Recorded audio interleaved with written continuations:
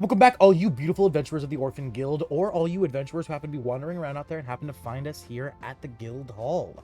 It is I, your host, the D&D Orphan, back today with the true finale of Whispers from the Abyss, Act 1. The story that has taken my group in personal private time over a year to complete, and in recorded time, about 6 months, is finally coming to a true conclusion. And I know I've said that with the last 3 episodes, but this time, it's for sure. So, without further ado, let us get right into this wacky and wild adventure. But before we do that, of course, as always, if you haven't already, please make sure to tap that notification bell so you're alerted every single time we upload or go live here on the channel. Make sure to smash that sub button. Join the Orphan Guild if you haven't already. If you're just wandering around, not a member of any guild, what are you doing? Join the Orphan Guild. We'd love to have you here. And, of course, make sure to smash that like button and leave a comment down below. Or if you're watching live, leave some chats. Love to see you guys in chat. It helps us so much. And with that, let us now introduce our characters.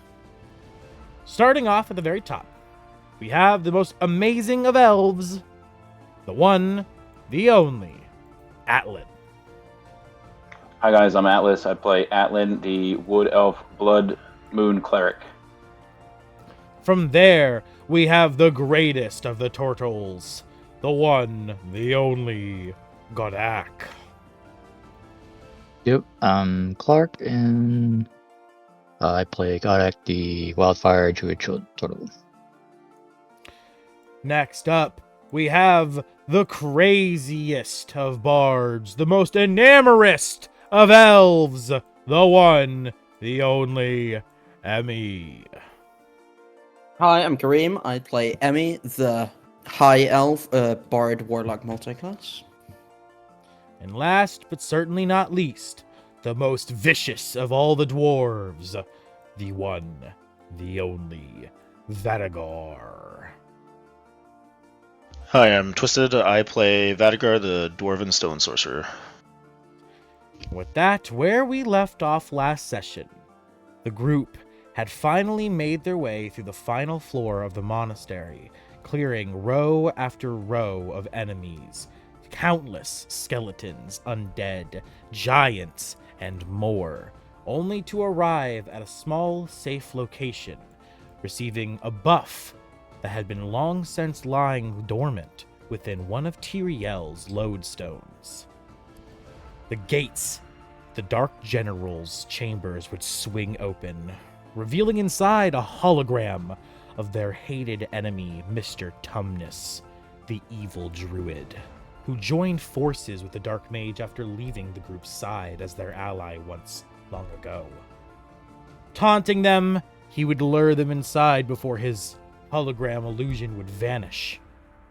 And at the very far side of the chamber, resting in this throne, a wicked grin would form on the smile of this giant undead's face, his white, pale skin like that of snow, his silver, rotting hair, and his eyes gray and emotionless, tainted by evil of the Dark Mage. As above his head, his name would form in the same wicked purple writing the group had experienced time and time again, of the forces of the Dark Mage, as False Lord Matthew, the first general of the Dark Mage, would rise, and in a blink, faster than anyone could see as they charged at him, he vanished, appearing directly next to Emmy, looking down to her as she looked up to him, a grin growing from ear to ear. As underneath his writing for his name, a red bar would appear in 3 chunks, as everyone would roll initiative. All right, I do see we have initiatives in the tracker already, but I'm pretty sure they are from last combat before you guys gained your rest from the lodestone, correct? I think we rolled when we entered. Because Didn't I just added him to initiative, so I don't think so. I think that's still, I believe that's still we can running off of. re-roll. I'm gonna, yeah, Or- I'm gonna say we re-roll, yeah, and I'm gonna go ahead and roll Okay. his initiative right now as well. Well, me and Riley have advantage. I rolled a And natural Atlan, I'm 20. guessing I have advantage from because you said unless you specify otherwise, I usually have your thingy. Well, We're you're not re-rolling initiative. Yeah, if we're it's a re-rolling, weapon apparently. of advantage, we don't have advantage from Emmy's dagger because you're all more than 30 feet away. Do I have advantage from your thing? Atlan? No, you're 'Cause more you- than from Atlan's. No, because he usually casts it. I think at the beginning of a Oh, what's it called, Atlan? Atlan? oh, is it the it's the Are you Twilight muted, cleric Atlan? thing, right? Is he muted? I can't hear him. I can't hear him either. I heard him there for a quick No, I second. rolled- Did you ask me a question, or were you asking for my initiative? Yeah, I've been Vadagar asking for your asked, yeah, question. he asked you a question, yeah. I gave 2 blessings. Gadok and Vadagar have received the vigilant blessing on the Okay, regular. that's what I was asking. Yeah, that's what I was just making sure that you didn't change No, that. I thought I heard you ask, and I thought Orphan clarified, but no, that's Gadok and I wasn't sure Vadagar. if you did or not. That's my bad. I would have clarified otherwise. Yeah, unless Okay. unless Emmy was going in forward or Riley or something like that, and I had a reason to give it to one of them. No, they're my dudes. They've been here the whole time. Yeah, that's fair. That's 2 nat 20s on initiative. Because I also rolled one. Not 20. All right. And then Riley's initiative. Oh god, I need to have Riley's thing open. And Oh, then he's not on initiative. Yeah. He's just off your turn. So, Oh yeah, true. and then True, if true. if you do like all 3 death saves failed, full dead, and they're not able to revivify you in time, then just change your initiative. Just make it his initiative instead, and just go off him. You know how it rolls. Okay, great. Yep. All right. He rolled a 17 total. Is everyone got their correct initiatives? 21, 18, 23, and 25 all correct? Yep. Yep. All right. Yeah, 21's my new initiative. All right. Perfect. Then with that, as the false Lord Matthew suddenly vanishes, Vadagar, you blink, seeing a cloud of black mist where he was. What do you do? All right, well, time to. First and foremost, I'm going to do a whole bunch of things. I'm going to cast my Fiendish Cloak on myself. You already have that on. I've got the black circle already on you, so you already did that. Oh, all right. Okay, then. Sweet deal. Then I'm going to cast my Shadow form Okay. So the duplicate of yourself. and my Demonic Frenzy. Those are quicken spells, so that still leaves me with an action. He doesn't get the cloak when you create him, right? No, he does not. No. That reminds me, I gave Atlan, Demonic Frenzy is the orange Vadigar, circle. and Godak Bardic Inspiration last time. They have a D8 to add. What's the color of your magic again? It's pink-ish. Pink. Okay. Now it is. That's at least. I think it's rainbow colored, so pick any color you want. And you said you give it to Atlan too? Yeah, and Vadigar. Okay. All right. Pink circle around you means you've got Bardic Inspiration from Emmy. Vadagar, the black circle is your Fiendish Cloak. The orange circle is your Demonic Frenzy. Okay. My Shadow form, where did my Shadow form? I'm going to see how far That's I right. can cast it. Give me a second. Right now, I just have him right next to you, so just move him wherever you want to move him Yeah, when it's time. I'm gonna move 'em. Range.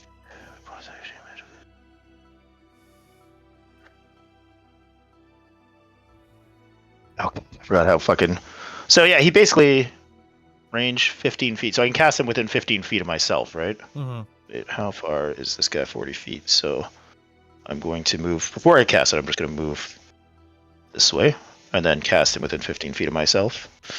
He's going to activate his Boots of Haste as a bonus action, and then as another bonus action, I'm going to use the Belt of Taunting. All right. Just for context, please make sure to try to role play stuff out. Like I said, like he like was in front of you, and then you were charging at him, and then you were just like, oh, I just know he's there now. I wanted you to kind of like role play. Oh, like I'm looking around for him, and then I turn, I see him next to Emmy, and I start just try to add some more flavor and everything for this finale.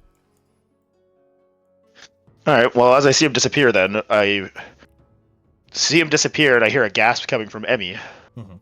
As I turn around and immediately start dashing in the other direction, casting multiple spells on myself, glowing myself in a fire red energy, and then myself wreathed in like kind of a black film. As I stick up a hand and another one of me appears right in front of the creature, with clicking his heels together to activate his winged or his boots of haste, and then yelling out a bellowing taunt to use the Belt of Taunting. And he must make a Wisdom saving throw. All right, Wisdom saving throw.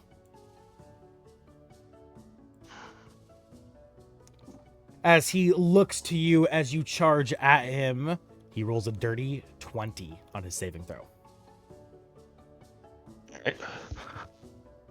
As he gives you that look, the wicked smile still lining his face from ear to ear, just gazed from Emmy to you now, as he just looks you dead in the eyes. I assume he passes, correct? Yeah, no, that passes. Yeah. As he kind of just like, you see the deadness in his eyes, as if, while you don't think this creature to be wise, maybe he's so empty in the head that it just didn't affect him, you know? Is that's bonus action. Okay. And then he's just gonna the echo is my shadow form is gonna just fly up and try to uppercut him with the mace. All right. Your echo charges forward. He is. Let me make sure how tall he is. I'm pretty sure he's 40 feet. He is 40 feet. Correct. Yes. He is 40 feet tall. So to you can hit him nonetheless, but to uppercut him, obviously you have to be able to move 40 feet. Boots of haste. I could move 60 feet. Okay. Or sorry, 50 feet. All right. No, with boots of haste and the winged armbands, I can move 60 feet, flying up. Okay. All right. So your echo, your shadow clone takes to the sky, soaring into the air, and attempting to uppercut him with the mace. As his gaze just he like watches the clone of you slowly fly, like not slowly, but soar into the sky, just like the gaze following him as the mace hits his chin. Go ahead and roll to hit. And he's engaged with Emmy, correct? No, Emmy has not attacked him or anything like that yet. Okay. Nor has he attacked. If he would have attacked Emmy, then I would have said yes. Or if Emmy would have attacked him, but combat just began and he hasn't done anything yet. Yep. That's a fucking nat 1. Ooh, which allows for an opportunity attack back. As the mace just dink, it just like dink, and it barely like a toothpick in his chin as he just looks down, and without hesitation, the big rolls of fat on his chest just begin to like blob around as he tries to literally just he smashes his jaw against his chest, trying to crush the clone of you between his jaw and his chest. Improvise attack with a strength check, strength modifier, so that is a 26 to hit. 26 definitely hits, yep. Okay, as the chin and the chin crushes between the clone of you and his chest, he takes. This creature is how big? Weight would classify. He is huge. Or no, ginormous. Yeah, ginormous. So that would be for one d12, so 4d12. Yep, 4d12 damage. 27 bludgeoning damage as your clone begins to feel the pressure of his chin, the big fat blobs rolling over his body, beginning to pin him from like a rock in a hard place, but a squishy place and an even fatter place, and it just begins to suffocate and just slowly crush him as he keeps his chin pinned there and holds him in place. Make a strength check, please. So how much damage, sorry? 27 bludgeoning. Okay. And strength check. Alright. Strength or athletics? Either or. You will be rolling against him, and let me know what you choose, because his stats are different. Athletics, obviously. You choose athletics? Okay, he has another dirty 26. Ironically enough. I got 24. All right. He manages, he feels your clone beginning to push hard enough to almost move the fat rolls out of the way, but he kind of just giggles a bit and then continues to just push his chin down just a little bit harder, keeping him pinned. So, the clone of you is grappled. Okay. And then Garathra is going to bonus action lightning touched me. All right. Add the blue circle to your token. There you go. Lightning touched added. And then Garathra is going to use her action to send out 2 spikes, trying to get him right, like, behind the kneecaps. Okay. Right. Let me just... okay. So he's currently... Okay, well, his token looks like he's back to you. He's facing you. So you would get him right in the actual kneecaps. Gotcha. Yeah, I wish I could have it like... I wish I could get, like, AI images to make front versions and back versions, and I could actually, like, rotate the image to make it look like it is according to the map. These are at advantage, right? Because he's now engaged with the shadow form? Correct. He does have the shadow form grappled. So that's +7, so 26 to hit. 26 to hit. He will... And there's a nat 20. All right.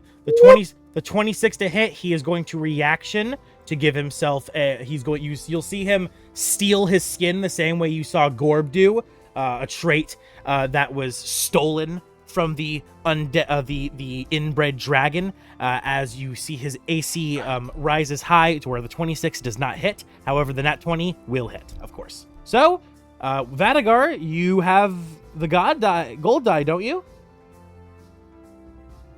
But I'm not going to use it on Garathra's attack. Ah, right. This is Garathra's spine currently. Okay. All right. So the 26 does not hit, but the natural 20 will. So go ahead and roll. Do I roll to see how hard? Yes. Roll the crit first. Roll a d20. See how hard you crit. 12. That is 3 times damage. 3. 2, 3. 2, 3. This is what, +7? Wait. It's +6. Okay, so this is +18. Come on, damage. Give us the number. Okay, so 58.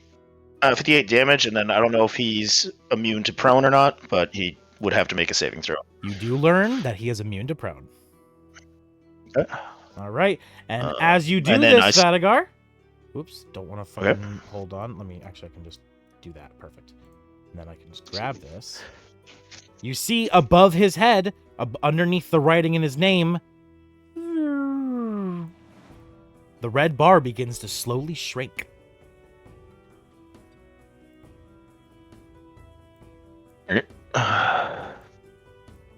And then, let's see here.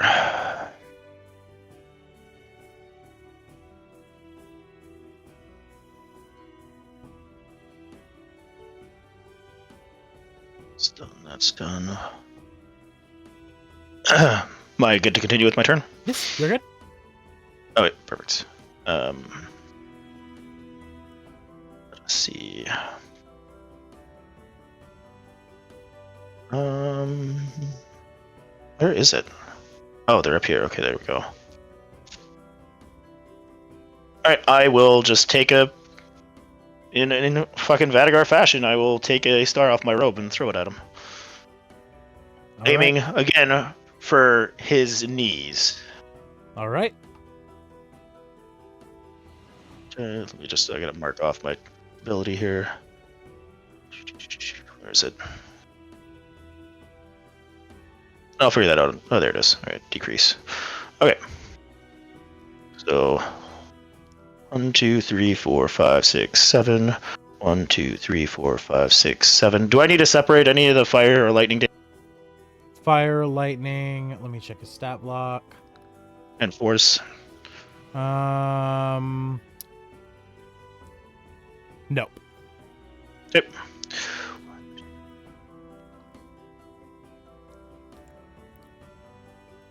And this is going to be +7, I believe.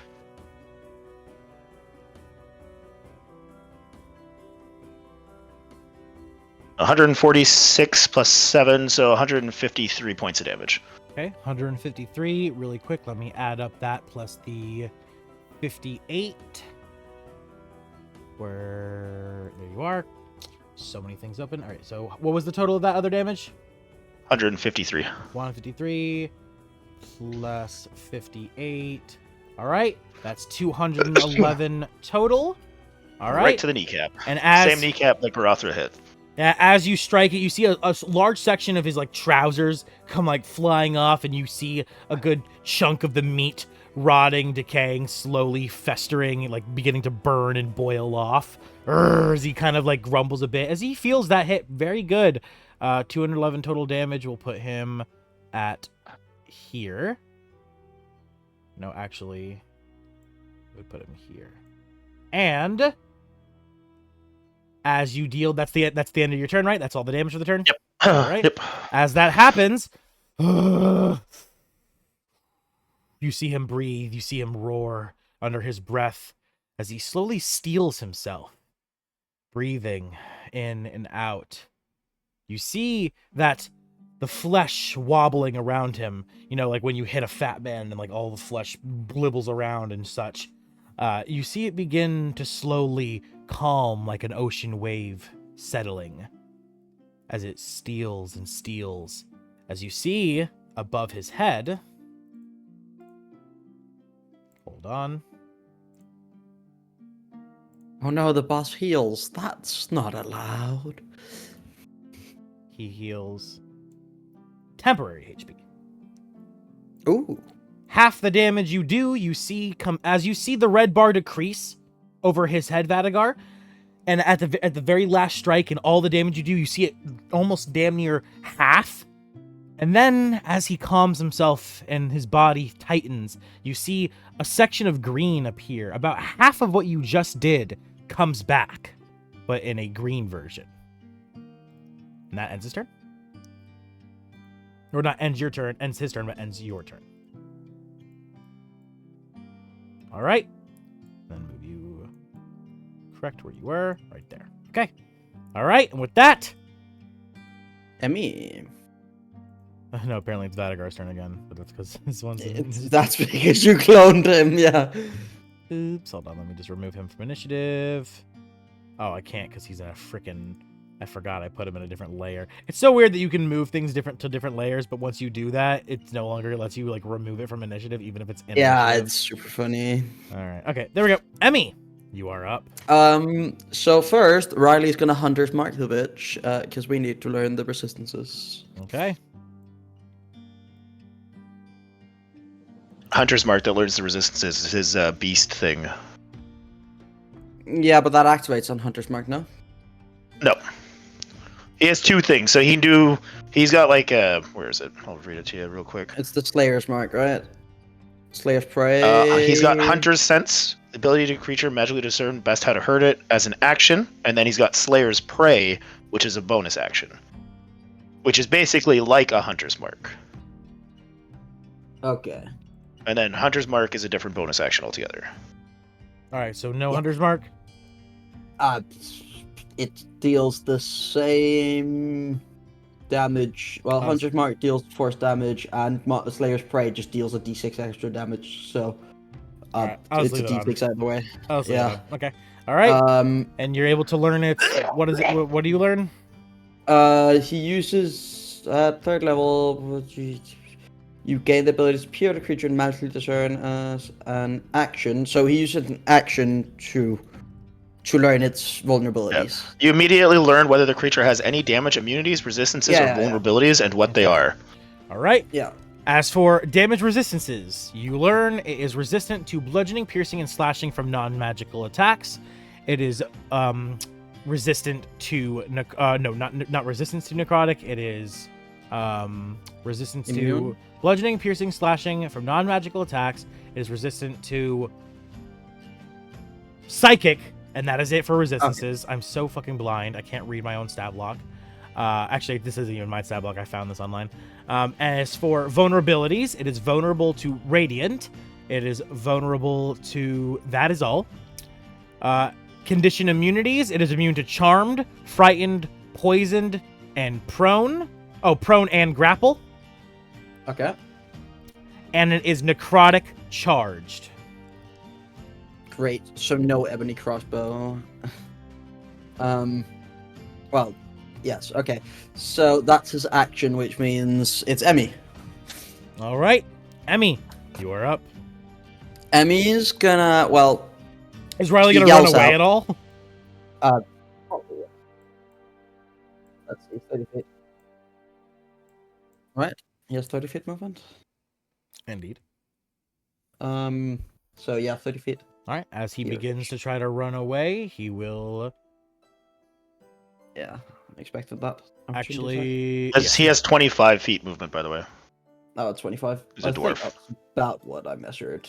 Oh, right, I'm so fucking okay. I gotta remember how this works again. I always forget about legendary actions. Okay, I'll remember in the future. He only does he have 2 reactions? Let me check real quick because he already used one of his reactions to shield from an attack. I have to make sure he has 2. This person did not get the opportunity attack. Was the opportunity attack not a reaction?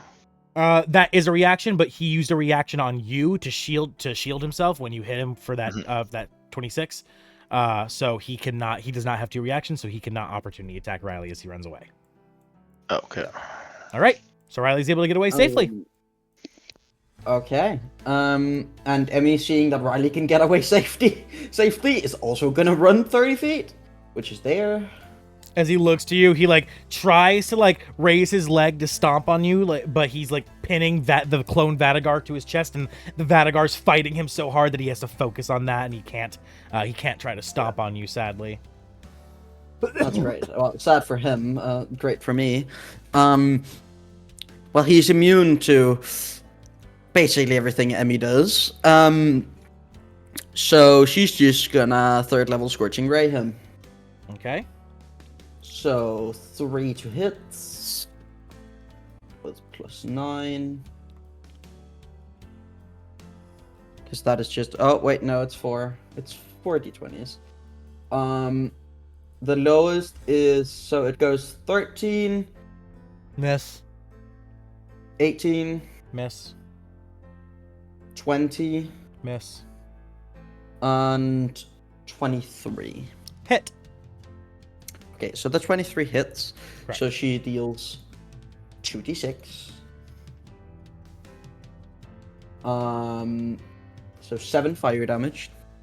All right. You see the green bar? Barely go down. Not even a smidge. She's not built for damage. And that is a regret I will live with. And she'll, as a bonus action, she'll Bardic Inspiration Riley. All right. Bonus action, Bardic Inspiration Riley, as Riley is enveloped in a pink energy. Yep. And that is my turn. You hear Riley yell as you end your turn, "I feel like I can fucking slay!"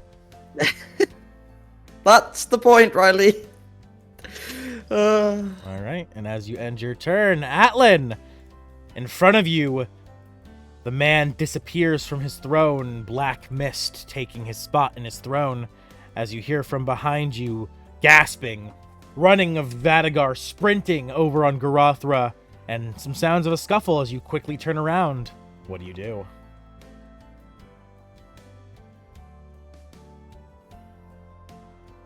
I'm sorry, you gotta stand by the game in a second. 1 more minute. You're good.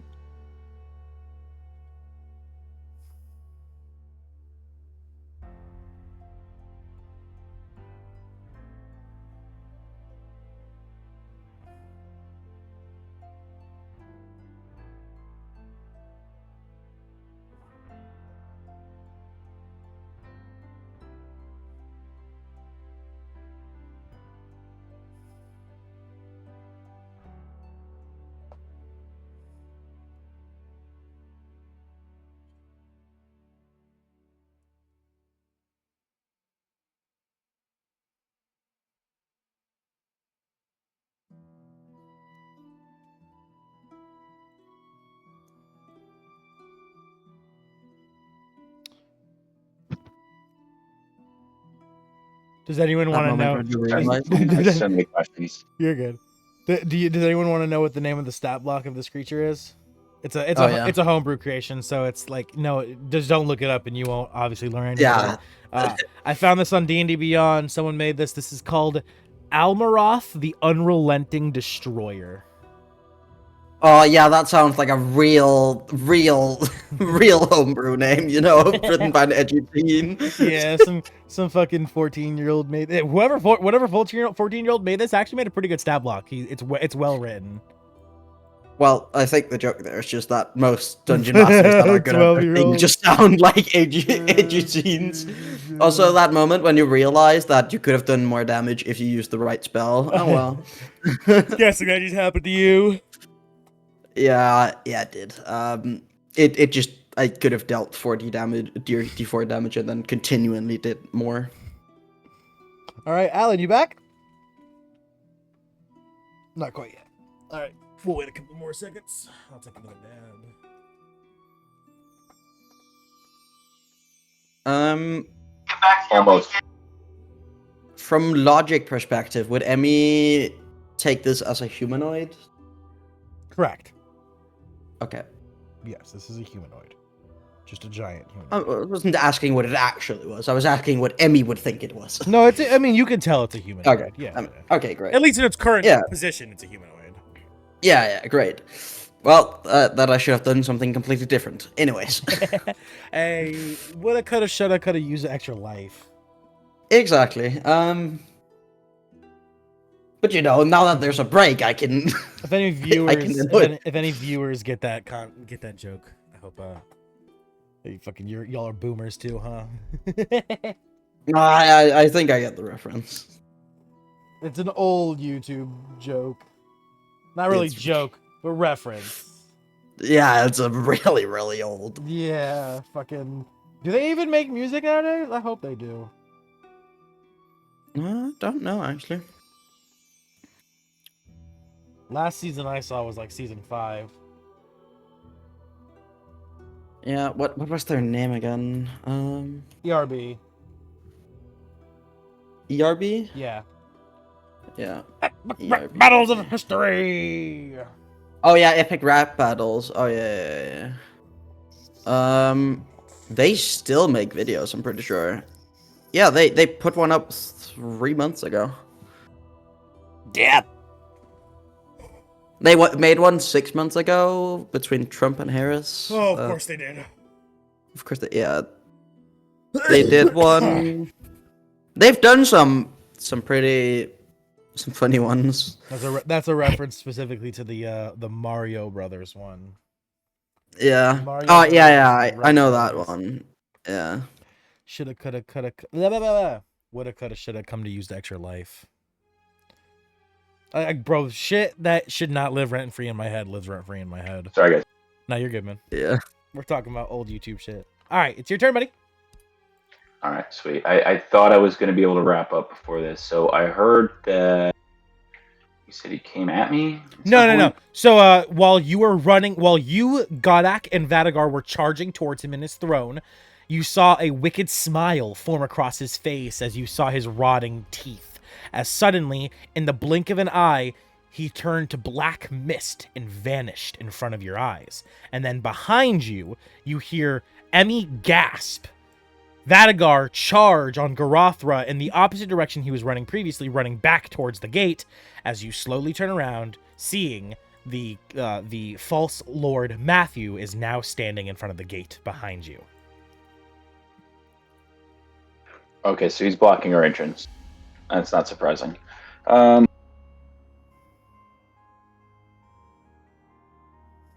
Sorry, my client didn't get access to the report for this afternoon, and then he had a bunch of questions. Like, just read the report. That's why I spent 12 hours making the report, so you know what you're looking for. Anyway, I think God, I mean, imagine having a job. That's so crazy. Yeah, it couldn't be me. Yeah, when I was your age, I wish I could have played video games and made money, but that wasn't I, how it was in the '90s, bro. I ain't making money yet. I'm broke as fuck. I'm You barely got smacked. Wake up! You're almost at 10,000 though, right? Yeah, we're almost there. It's so hype, bro. But we're still not monetized. It's not till 4,000 hours of watch time we're monetized, but we're almost at 3,000. I've been giving you watch time too, man. Whenever I'm working on my reports, I'm watching Hell your yeah. shit in the back. I So love that shit, man. I will be real. I've been forgetting. I can tell the comment section's rather empty lately. all right, well, It's all good, guys. All right. Anyway, I can't expect my friends to always be supporting the YouTube channel. Otherwise, it'll never actually take flight on its own. So it's all good. yeah, you need some real subscribers. Yeah, exactly. Which I do. Yeah, I'm not a real subscriber. I watch your stuff. Like, But yeah, just randos who actually start building a fan base. I get what you mean. Don't worry, it's fine. so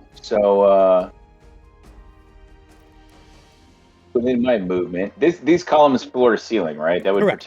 Yes. provide potentially total cover from him. Yes, correct. How far away?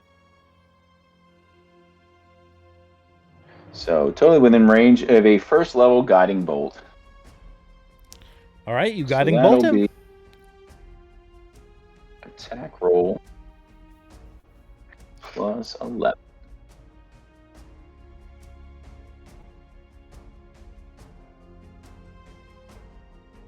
Wouldn't have any advantage or anything, would I? Vadagar is right He's engaged there. with Vadagar. Yeah, you have one, I think. Yes, one advantage from the clone Vadagar, who he has grappled. 28 to hit. Damn, 28 hits. So that is. This is my. Let's say this is my. It's not guiding bolt anymore because this is upgraded. I think this is like my blood bolt or Correct. Yes. whatever you want to call it. So that's 4. Do you need any difference between radiant and or blood damage? Radiant is doubled because he is weak to radiant. Okay, so this is radiant. Oh, wait, hold on. I'm gonna use my divine blood right, which adds a D8 radiant. So 25 times 2 is 50 radiant damage. And then that's 4 plus the divine right is 5d12 blood damage. 37 blood damage. Damn. As you strike him, where do you hit him in the body? Oh, I shoot center mass, man. Like probably chest area. Right in that big old belly. Right in that big old belly. Because Like right in the sternum. you would see that Vadagar. There's a clone of Vadagar who's currently being pinned between the false lord's chin and his chest. He's keeping him pinned between his body. So you would have definitely aimed a little lower to not hit him, obviously. But as you strike, it explodes, the blood magic coursing through him, poisoning his own blood. As you see him cough up some blood, as the clone Vadagar is given a chance to escape. Roll a athletics check. He will roll against you. Oh well, yeah. I don't think you're. Yeah, that's a 20. that's a dirty 32. Yeah, no, 23. Yeah. As he coughs, and for a second, it seems your clone thinks he has an opportunity as he tries to wiggle out, but he catches himself too fast. But you do see, Atlan, that above his head, the health bar, the green, there's a section of green next to the red that is now damn near gone.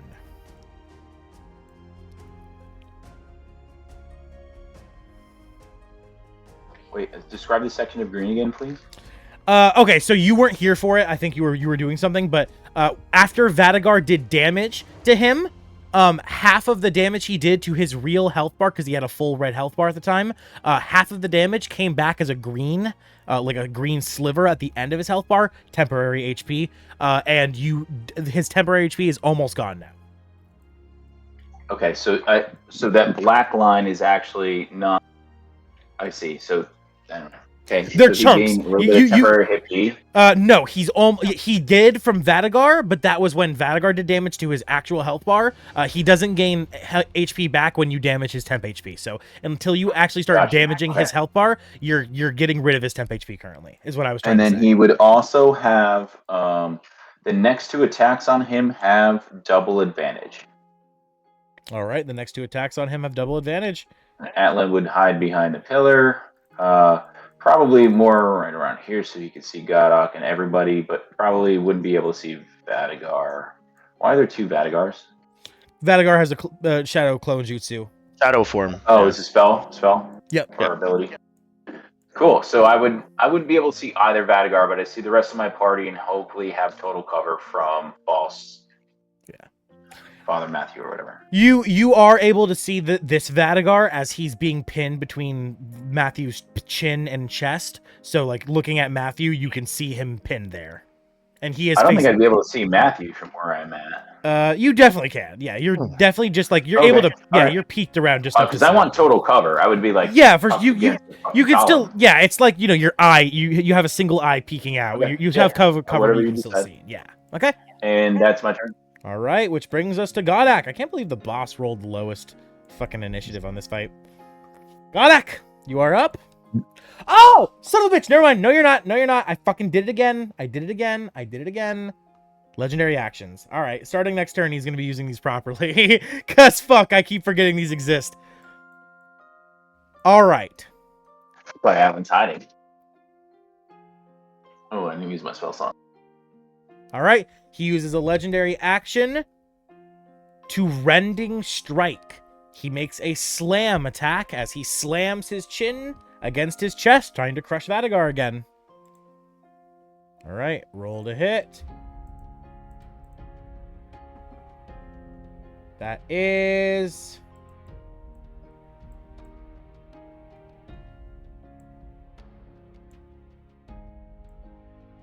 That is a... Oh yeah, that's a dirty 31 to hit. Vadagar? Oh yeah. Yep. All right. Dirty 31. All right. That is 1, 2, 3, 4d8 and 4d10 necrotic. That is a lot of damage. 32 bludgeoning. No. Sorry. The d8's bludgeoning, so that is 1, 2, 9, 11 bludgeoning plus 10, so 21 bludgeoning, and So was it 21. double advantage? 21 necrotic. This is his And attack. what's your roll? This is his attack on total. someone else. Oh, this is the Total enemy's legendary. Sorry. Yeah. So Total. it was 21 plus 6, 7, 8, 9, 10, 11, 12, 13, 14, 15, 16, 17, 18, 19, 20, 21. 21 plus 21. Two 21s exactly. Bludgeoning, you half bludgeoning damage, right? Nope. 10. I thought you did. I do when I have my demonic frenzy up. I do half all damage, but he doesn't that's have what it is, yeah, the demonic fiendish frenzy. cloak. Yeah, correct. Oh. He's just a squishy sorcerer without spells. All right. So he takes 21 plus 21, so 42 damage. Or two. Never taken it. Yeah. All right. He's bloody, correct? Oh yeah. All right. Put him back to the character section, make him bloody, and then put him back to the attachments. All right. As his legendary action ends, as you hear bones beginning to crunch between his chin and his chest as the Vadagar begins to scream out in pain. Now, Godak, take your turn. Sorry. I need to remember to do legendary actions better. I Double never... advantage on any attack rolls for the next 2 attacks. Reminder. All right. This is a deck save. Then call lightning. And transmitting it to radiant. All right. Is his deck save modifier is Nice, what get is out. Nice. it? Oh shit. That's a... What's that? Fuck, my dice roller is not working right today. It's so zoomed out. That's a... 18. That's a 1 from passing. Damn. So 52 damage. Ooh. And with that, the entirety of the green bar disappears as the red bar shrinks a little bit. As he screams out, "Ah! Ah!" As you finally hear him speak his first word.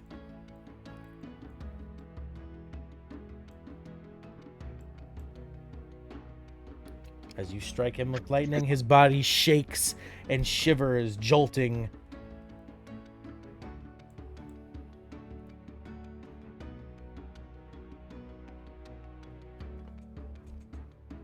You're lucky his back is so big, otherwise you would have accidentally hit Clone Vadigar with that attack too.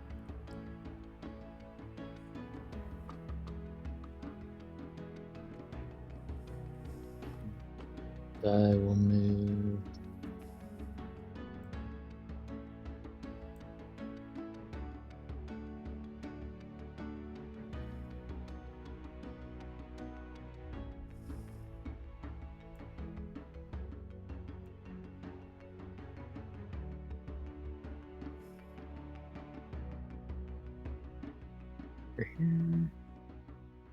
Yep. And I will exit spell. Yeah. And let's see. Bonus action. I think I will.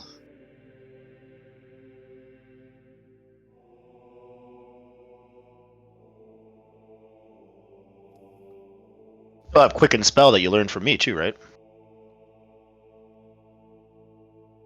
Yes, I can technically quicken spell something.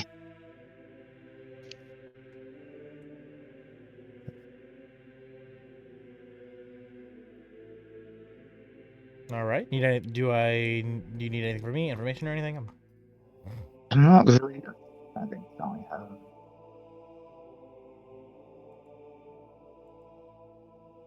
I like that's the other one. Of spell I could maybe do. Let's see.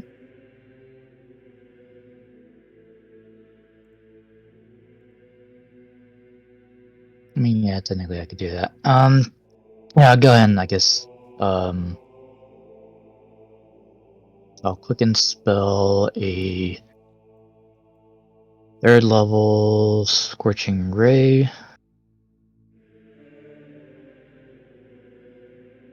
And transmuting that to Radiant as well. So you don't forget. Was it double advantage on the next 2 attacks, Alan? Correct. Technically, yes. So technically, 2 of my attacks would So have. yeah, 2 of we'll my have 4 would 3. have advantage. You'd have 3 advantages on the first 2. So you'd roll 4 dice for the first 2, and then 2 dice for the next one. 4? Yeah, 4 for the first 2, 2 for the second 2. Because Okay. you also have advantage from Vadigar clone. Also, plus 11. Actually, yeah, I won't even. I'm here at Sophos. I'm gonna roll all 4 at the same time. Plus 11, so that's And 19 so plus 11. the highest one is a 19 plus 11, so that'd be a 30 to hit That will the hit. first attack. 2d6 radiant. So 10 radiant damage on that first attack. Okay. 10 so far. Next one. 1, 2, 3, 4. The highest is a 29 to hit this time. Will hit as well.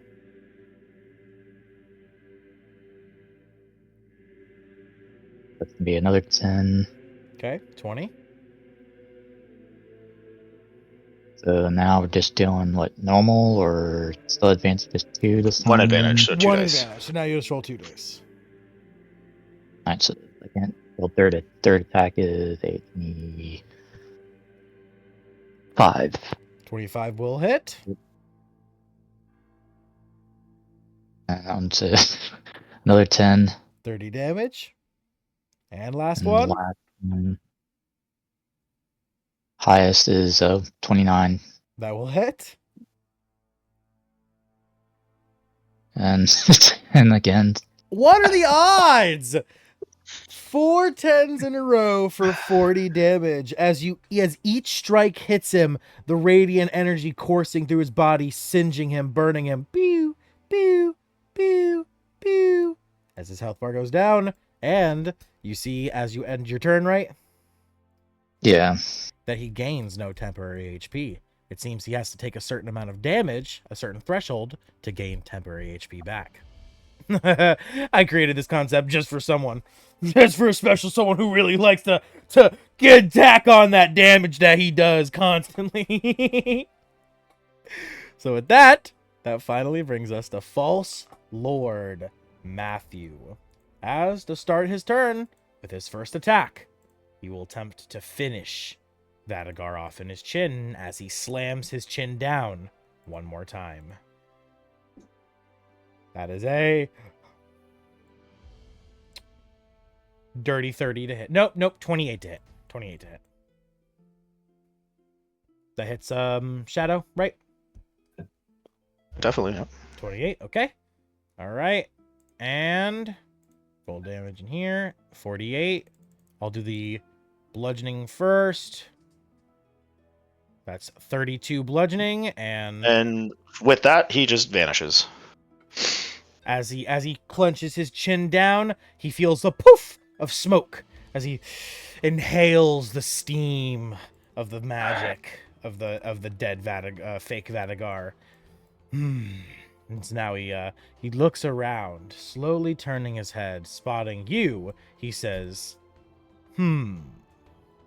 you again? Okay.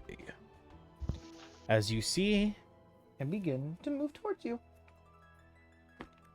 How much movement does big guy have? Big guy's got a total of 60. So he slowly begins to lumber towards you and Garothra. Boom, boom, boom, boom, boom, boom, until he's right next to you and Garothra. He's looking like down at you, obviously, because you're down on the floor while he's very tall. But you can tell blatantly that he is also looking down upon you. He sees you as nothing but an insect as he raises his foot. And with his last attack, he slams down on you and Garothra. So, that is a 26 to hit. 26 to hit? 20. Oh, wait, hold on. Yes, 26. Yeah, I guess I will cast Shield to try and stop it. Putting my shield in front of it on his foot, trying to stop him from bringing it down, both me and Garothra. I will cast my shield spell. All right. And you find, Vadagar, that a shield forms around you, acting like a bubble as the foot continues to force down, and the bubble kind of just moves to the side as Garothra is not... Garothra doesn't get the effects of shield, correct? No, she wouldn't, but am I stopping his foot from coming down on us? Because I'm on top of her, so his foot would have to go through me first, wouldn't it? Well, yeah, but I mean, it's either you're going to squish Garothra or his foot squishes Garothra, because she still is going to buckle underneath the weight if the attack hits her. No. Well, I mean, obviously, 26 is going to hit Garothra. That's what I'm saying. So, Emmy, yeah. Would you rather it be... gonna silvery barbs. Okay, so I roll again? All right. Yeah. I roll again to hit. I'll take the notes. Oh, okay. Well, no, Garothra's AC still is not that high, but 24 still hits. Yep. Yeah, 24 still hits Garothra. I thought so. So yeah, would you... Advantage for Vadagar, though. Vadagar, would you rather the bubble you're in from your shield crush Garothra, or would you rather move the bubble pop to the side and his foot damage Garothra? What?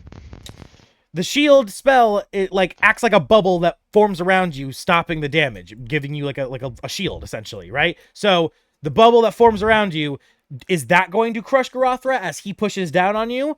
Or is the bubble moving to the side? Like, are you going to like roll like a marble out of the way and just allow him to hit Garothra with his foot? I will let you decide how that's going to play. I don't quite understand the significance. I'll roll for it. Everybody's trying to say this. It's do you want trauma of Vadagar having to look down and see fucking Garothra half crushed underneath his fucking bubble of magic, or do you want to roll out of the way? And sadly, I rolled that the bubble's crushing Garothra as his foot. It wouldn't be the bubble. I guess it would be the pressure of me coming down. The That's shield what I spell mean, only protects yes. an individual. It That's wouldn't what. Yeah, protect the exactly. whole That's what I'm saying. So He's asking, are you shielding yourself or Garroth? No. He shielded No, that's not what I was himself. asking at No, all. he shielded himself. But I'm I asking. can't shield Rothra. I'm asking if he is like kind of moving the shield, like the bubble that he's in, to like get out of the way, so that if Garothra just like has to fight him himself, or if he's gonna be a part of the squishing of Garothra, not intentionally, but because when a force of object meets something and pushes down on it, something underneath it is gonna feel that force, of course.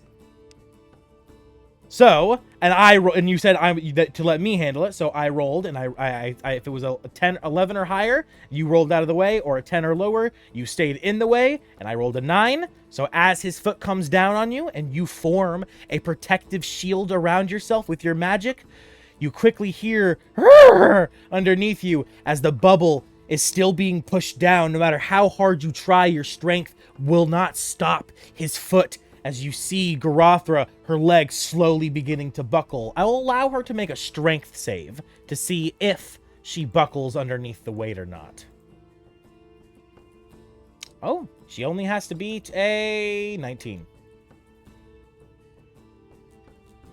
Strength save. Where is it? She only has to beat a 19. Still pretty high. This guy. That's extremely high. Yep. Would it be? Could I do athletics? Yes. That she does save, actually. That's plus 6, 23. 23, okay.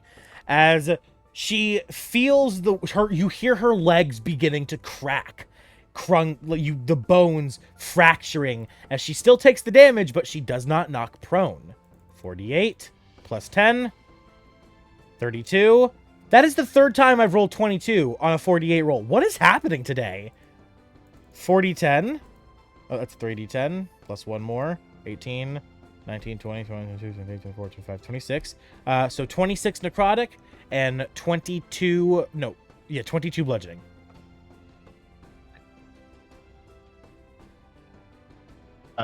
She's immune to necrotic. Ah! Alright, so she takes no necrotic damage. As the poison dripping around the bubble seeping from his skin lands on her, it does not affect her. Alright, so she just takes the 22 bludgeoning. Mm-hmm. Alright. And then that is his second attack. And now for his bonus action.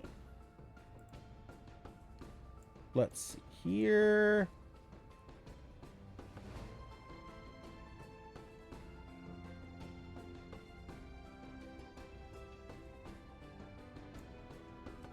As you see him take his crown, ripping a jewel out of its socket, opening his mouth and eating it as his entire body engulfs in flames. As he unleashes his fury. Oh god, that's hot. Take a fucking funny die. As he ends his turn. Bringing us back to Vadagar. Alright. I'm going to flip on a bonus action, Boots of Haste to myself, so I can fly up 60 feet up to his face. As my bonus action, I am going to cast Angelic Armor on myself. That's another bonus action. Wait, no, Angelic... Wait, what? Hold on. Remember, you have advantage on one attack roll or save. I have advantage on what? From Silvery Barbs, you have one advantage on basically anything. Gotcha. Thank you. And then... Sorry, not Angelic Armor. Angelic Guardian is what I'm just my bonus action. Okay. So regain that. No. And then...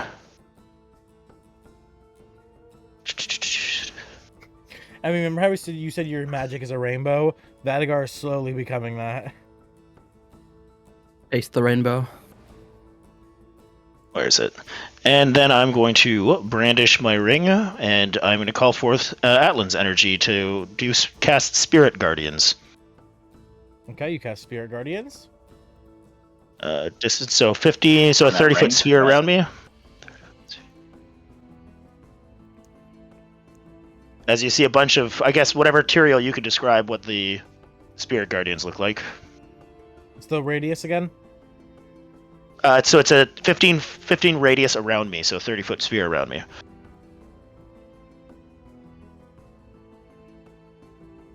All right. This area is just so cluttered now.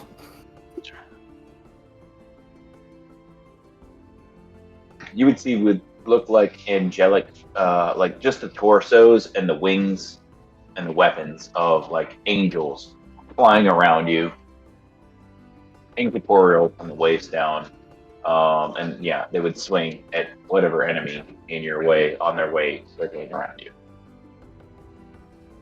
So he must make a wisdom saving throw. All right, wisdom save. That is a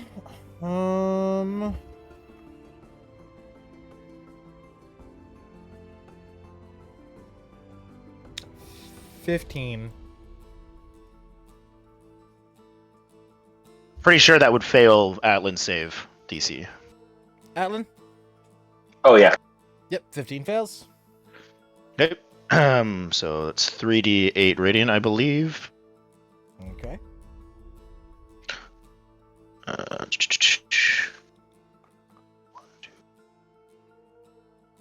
That's 26 radiant damage. 19 for the record. That's already doubled. Yeah, that's already doubled. All right. As you see his health bar shrink a little bit more. Grothra is going to attempt to get clear. He does have his reaction back, so he will opportunity attack her. As he slams his foot down as she tries to run away, that hits with a dirty 30. Nope. Yep, obviously. Not a dirty 30, 28. Just being transparent. I know it still hits, though. Regardless. Yep. That would hit any one of us. Yep. 1, 2, 3, 4. 1, 2, 3, 4. Nah, Emmy's invincible. Plus, Wait, are you rolling the necrotic damage together with it? Let me do the. I'll just not even roll. Just the bludgeoning. Not even roll the necrotic because it doesn't even matter. So that's plus 10, 23 damage, bludgeoning to Grothra as he stomps on one of her legs as she tries to run away. I think that does put her to bloody, doesn't it? 23? The 23. It does not. Plus the other bludgeoning damage that she had before, I thought. Yeah, no. Okay. It does not. All right. As he gets one of her legs, but with the other, she has fucking 6 total. So with the other fucking 5, she continues to run. Movement speed, 45.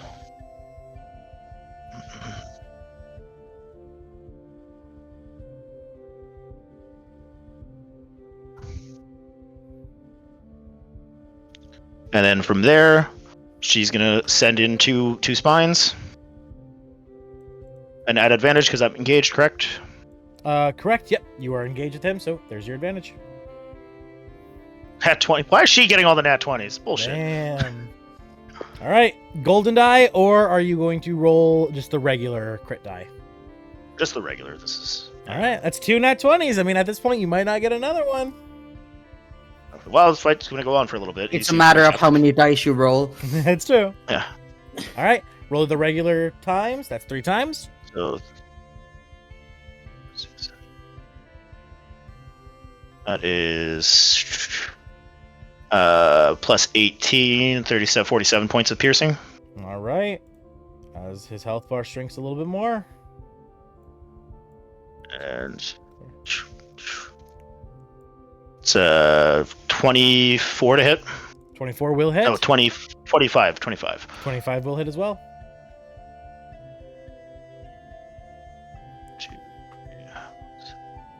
And that is a 22 damage. 22 damage. All right. 22 more. His health bar shrinks just a little bit more. She will bonus action. Where is it? Lightning orb. Where's lightning orb? 7 to hit.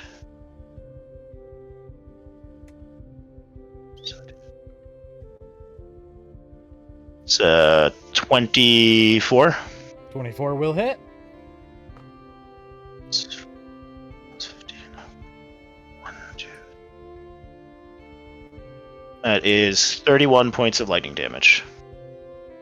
31 points of lightning damage. With that, that is over 100 damage in one turn. I'm also assuming that ends your turn. Yep, that's it for me. All right. And as your turn ends, once again, you see his whole body jiggling around like a bowl of jello as you see him slowly calm his breath, steeling himself. And a small section of green comes back. Nowhere near as large as the last one, however. For the last one was a whole 100 points of temporary HP. This one's only 50. All right. And with that, he takes his legendary action. As he is now in Unleashed Fury. He has double advantage on all of his attacks until his next turn, which means he is going to bone. Oh no, that's not a to hit attack actually. Yeah, rending strike. As you see him. Fuji got bone. Fuck off. Damn, you're on point today, Emmy. Take another funny die. Fuck. As you see him raise his fucking hand and he attempts to swat you like a fly, Vadagar. Oh, that is a natural 20. Do I hear silvery barbs? Yep, you definitely get it from me. I don't have the reaction. Alright, well, Vadagar's got it, so roll again. Yeah, that's not another nat 20, sadly. Oh, man. That was going to be fun damage. I was going to kill Vadagar there. Oh, jeez, Rick. Oh, jeez, man. I'm going to kill Vadagar, bro. I was so excited. No, okay. Actually, I didn't use silvery barbs, but I used Zephyr's ability. I probably left here with Gross. Yeah, to raise your AC. Yeah, okay. Got you. Not to raise my AC, to give him disadvantage, essentially, yeah. Oh, okay, to give him disadvantage. It's basically the same thing as silvery barbs. Okay. All right. But I will give myself another advantage from silvery barbs. That is instead going to be a 32 to hit. Yeah. No, 31, but still, it's obviously. Actually, I'm going to use my reaction now for shield, so no, it does not. No. All right. As he swats you once again, the magic orb surrounds you, and his hit just like stops as it kind of rolls around. Your fucking marble just keeps fucking with him over and over and over. He's getting real sick of this goddamn marble. As his legendary action ends, Counter spell. And it brings us to Emmy. Yeah, this guy's not smart enough to have counterspell. No, well, neither is Emmy. At least in his current, She still has it. At least in his current form. No, yeah. Emmy's gonna. Well, right. Let's start with Riley because Riley deals damage. No, actually, Emmy first. Emmy's gonna cast Hold Person on the guy. I need a Wisdom DC 19 save. Hold Person does the grappled effect, doesn't it? Nope, paralyzed. Paralyzed. He is not immune to that. All right. This is a. You're really quiet, Cream. Are you far from your mic? No, I'm basically eating it. What's the save I'm making? I heard you much better there.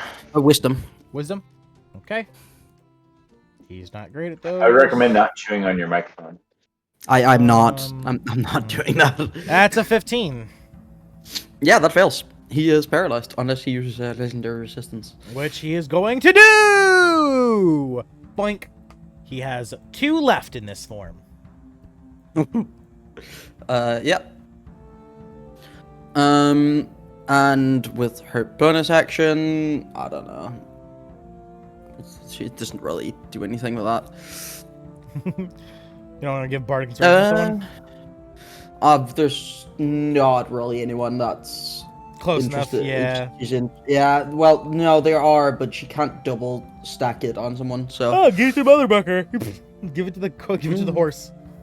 I'd rather save my remaining 2 uses for something else. Has anyone taken damage? I'm gonna look around. Has anyone taken damage?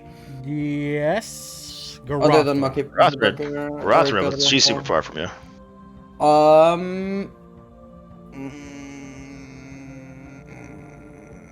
She's almost within range, but I only have 30 movement speed. Yeah, no bonus action. All right, and Riley. And yeah, then Riley's turn. Riley is gonna attack him. You do have to move because currently his line of sight's currently blocked. Oh no.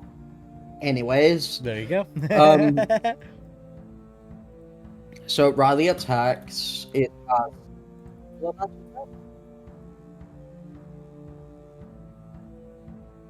right. What was that? I didn't hear you. It has single advantage, right? Yes, from Vadagar. Correct. Okay, so plus 12. 25 to hit. 25 will hit. Okay, so it deals 3d10, an additional 1d10, and then the 2d10 piercing from the ebony crossbow, or 2d12, sorry. So that is a total of, and then plus 12.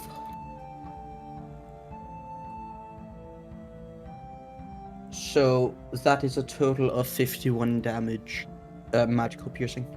All right. And explosion. And in an instant, boop, the green extra health disappears. And that's the first shot, and then we shoot again. Okay.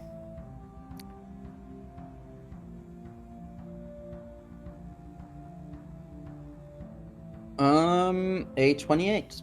That hits. So 40-10. Oh, I forgot to roll the hunter's mark thing. I'll do that. I'll just add 2d6 now. Okay. 2d12. And then... No, bonus action, your Slayer's Prey, too. Yeah, I'll do that. So I'll do that. So it's 3d6 this time. One of them being from before. So 47 damage All right. this time. You see his health bar decrease significantly as he roars out, "Ah! Enough!"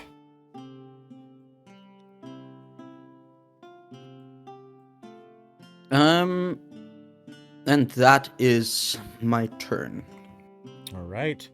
With that, Atlan, you are up.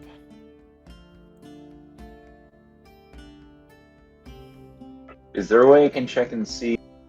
Is this a character from this plane of existence? Yes, you recognize his name. You've visited his manor and drinking from his well of mana pool, which because the name It's like Undead. The name Matthew is the same name that was upon the manor you visited within the clearing in the first part of the Act 1, the Matthew Manor, where the mana spring lies. The Matthew Manor, where the mana spring lies. Not a mouthful. First puzzle scenario we were given by. Held in place. No, he was being paralyzed, but he used a legendary resistance. Oh, legendary action, right? Resistance. All right, let's try another one. Old person. All right. Okay. So, bitch, make me waste these legendary resistances. That's the idea. Wow. Hold on. That's a 3 and a 1 on the dice. Holy shit. Welp, to say the least, he fails and uses the second of his 3 legendary resistances. He has 1 left. Okay, so In this form. imagine Ellen like pops out from behind the column, shoots him with the hold person spell, and I guess he saves and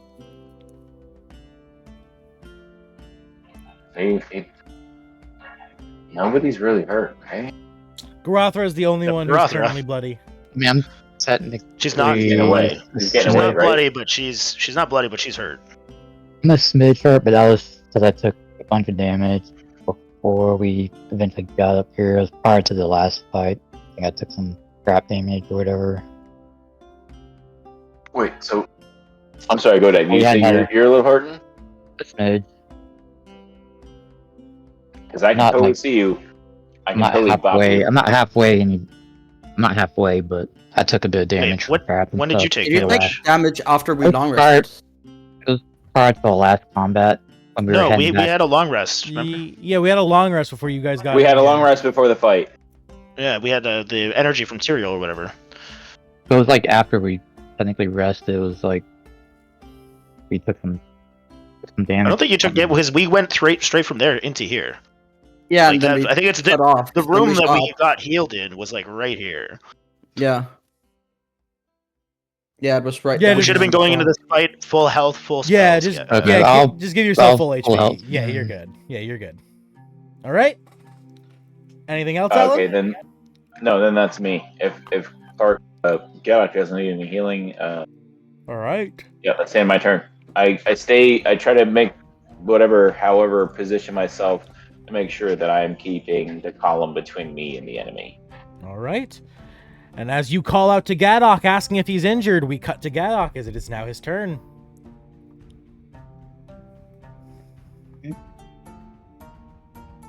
And just move.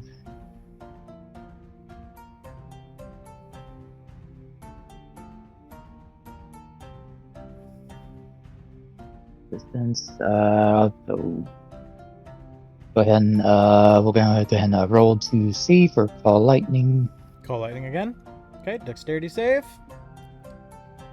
That time he passes with a dirty. Actually, hold on. Is that what is that dice? 19. No, I know, but I'm Okay. trying to see what my dice roll is because it's literally. Oh my god, it's on the fucking crease. I can't. Okay, I have to re-roll. Son of a bitch, that could have been a 19. All right. Well, regardless, that dex save, his modifier plus the roll is a dirty 24.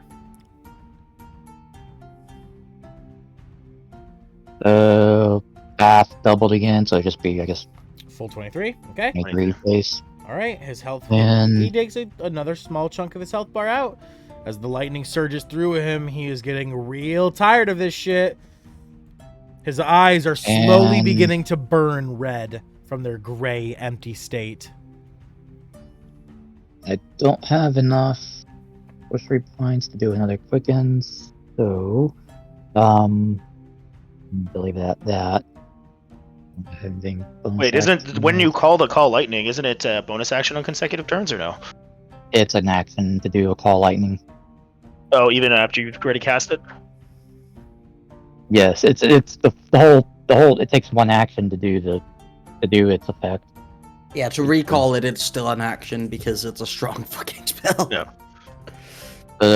Yeah. So, Booker is going to run through 60 feet, activating its flame round ability. Ah, the radiant flame wall. Haven't seen this in a minute. So basically, I'm gonna get the specifics of this ability. Basically, a flame wall spell. The damage is slightly different, I think.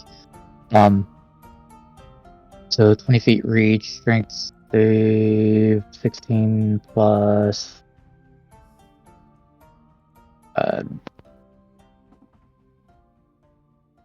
Yeah, I guess 16 for strength.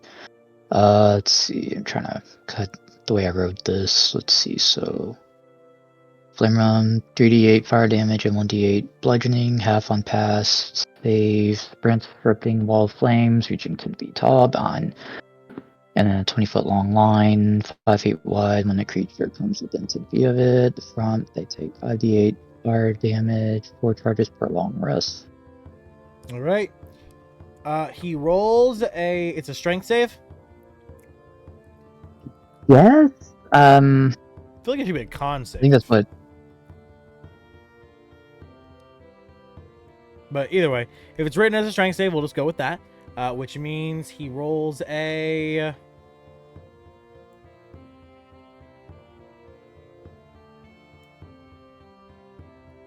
Wow, 15. Okay, so that's gonna be. I guess initially it's gonna be the 3d8 plus.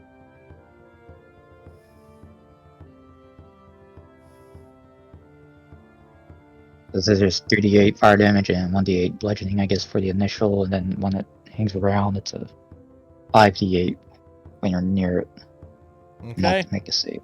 So it's gonna be 3d8. And let's do the initial 3d8 fire part of it. So it's 19 fire damage, and then 2 bludgeoning. All right. So 21 damage total is a little bit more of his health bar. Once again, shrinks.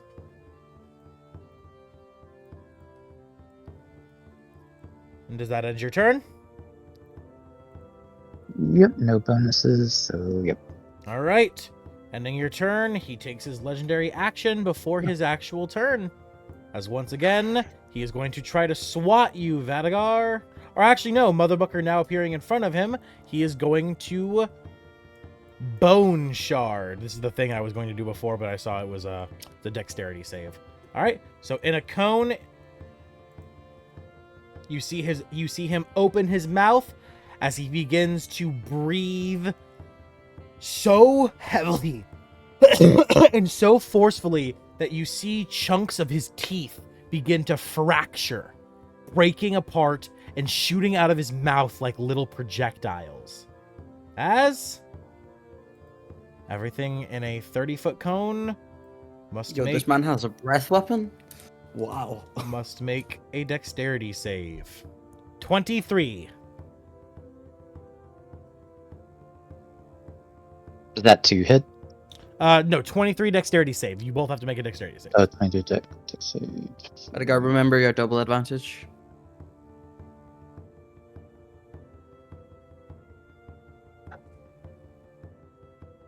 To save? Double advantage to save? No, Vadagar has that. Okay. That's That- from both my silver barbs and yours. Yep. Do I have to use that, or can I It choose when I use specifies it? the next one. Okay, gotcha. A fails.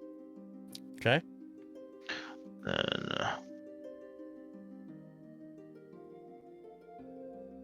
it's a nat 20. Okay. I assume that your dexterity is higher than a 23 with that, so yep. All right. You take half damage. Motherbucker takes full damage, and it is 1, 2, 3, 4. 24 damage total, so half full for Motherbucker and half for you. 12 damage for you. Halved again, so 6. 6 piercing damage, and Motherbucker takes 24 piercing damage. As all of the shards of his teeth begin to land on the ground, and his real turn begins. As once again, Vadagar... Wisdom save? Wisdom save? Yep. Yeah, because the Guardians. Natural 20. Silver barbs. Okay. Waste your silver barbs on that. That's not a lot of damage. It's Instead, that's a 16. That would be a fail, though. And that's 18 points of radiant. Okay. advantage to Vadagar, so you again have an advantage. It's because I like Good deal. stacking advantages. All right. Fucking take it. He takes his first attack on you as he attempts to slap you out of the air again, Vadagar. That is a 24 to hit. 24 to hit does not hit. Okay. He attempts to smack you one more time. That is a 33 to hit. That will hit. What? 33.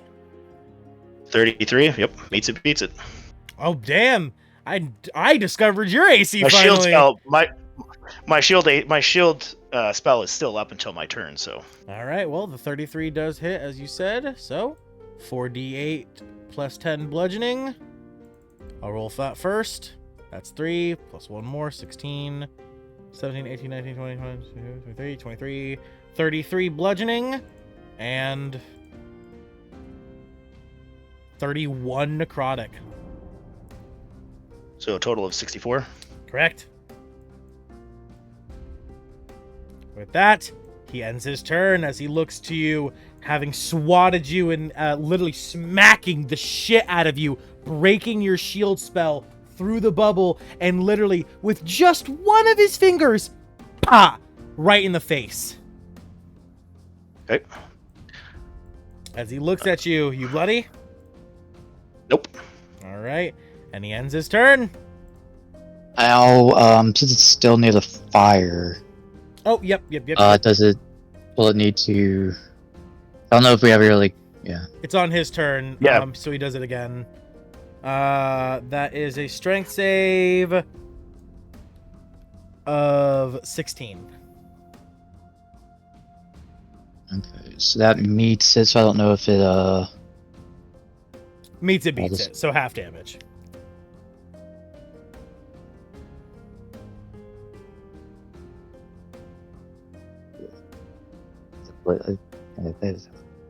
yeah, 8 fire damage. 8 fire damage. All right. And that brings us back to Vadagar as he slaps the shit out of you, Vadagar. What do you do? I'm going to action cast. Now I'm going to cast my angelic armor. Okay. Cast that. So that's my action. And then bonus action, I'm going to potion of greater healing. Okay. Roll for your health. That's 44 plus 4.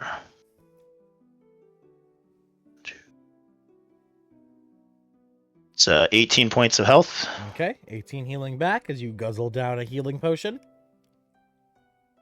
It's 18. Heal.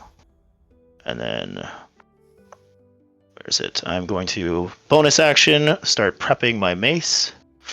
And I'm going to activate the flame flail. So my mace starts to glow in a red energy.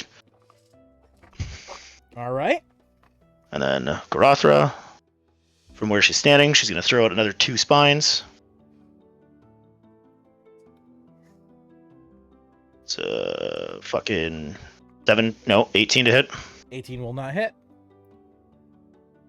And that time it's a 24 to hit. 24 will hit.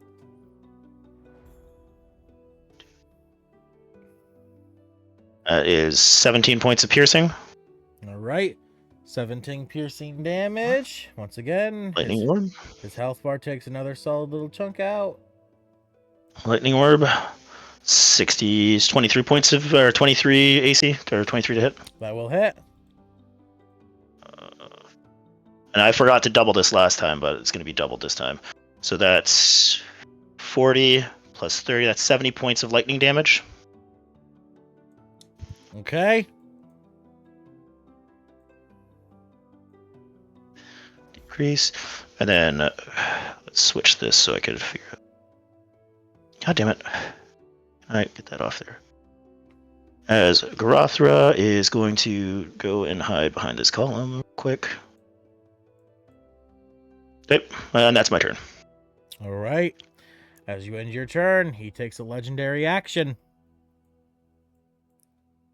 As he once again goes to slap you. Actually, no. He opens his mouth and he begins to breathe out bits of his teeth again.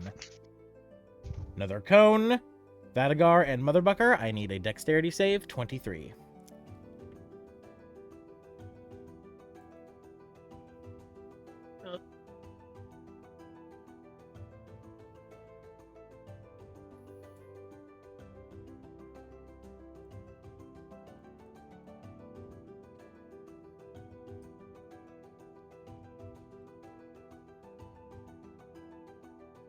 Motherbucker,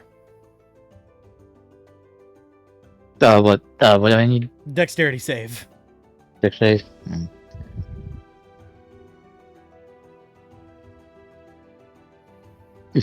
3. All right. Both you and Vadagar fail this time. As you take the full damage. 9 piercing.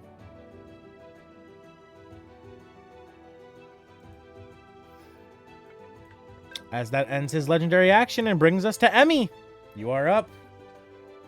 You know the drill. We will start with Riley. Okay. So 2d6. First we need to try to hit. So plus 12 single advantage, right? Correct. You get an advantage from me, yeah. Yeah. A 19. 19 will not hit. First of Riley's strikes to not hit. I mean, you use a funny die on it. I could, yeah. I'm gonna use funny die. Cool. That's a 29. That hits. 20. Wow. Yeah.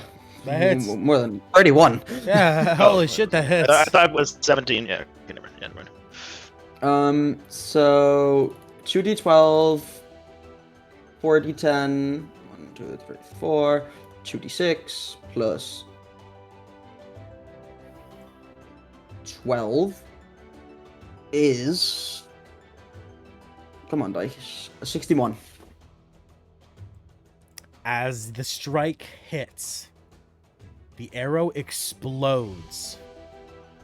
And as this happens, you hear the false lord cry to the ceiling, roaring in anger. Like an opera singer roaring louder and louder, you begin to feel the floor underneath your feet shaking, quivering. And then suddenly, it begins to crack. In an instant, the entire floor shatters like glass. But you notice certain parts of the floor don't break. Being made of a different kind of material, they act as pillars. As we change scenes, as the second phase begins. Everyone, based off of where you were, please put your tokens back on the map. It's the same chamber room and everything. Oh, I don't think I have my what? Emmy token anywhere. Yeah. Here you go. This map Yep. looks kind of messed up. Oh, there's not. No, it I hurts my fucking- head, what? but it's fine. I don't. Yeah, why don't you put us where we should be? Because I no fucking clue. What I what's see going on is squares and blackness and no characters. Correct. Yes. You, Yeah. We don't have our characters yes, yet. your characters aren't on the map yet. Oh, you want me I to think Vadagar. Vadagar, I don't have your character. Atlan, I don't here. Okay, have so I'm your just gonna character. plop them there. I got it. Yeah. I think there. And I don't have Garothra. I don't believe. I don't have the edited Garothra. I've got I I think it should Garothra. be down on this one. I don't know. I'm not telling him to place me. This is confusing. This hurts my brain. I think it's on this one because the pillars were here, here, Actually, I here, don't have it. here, here, here. Oh, I do. here. There we go.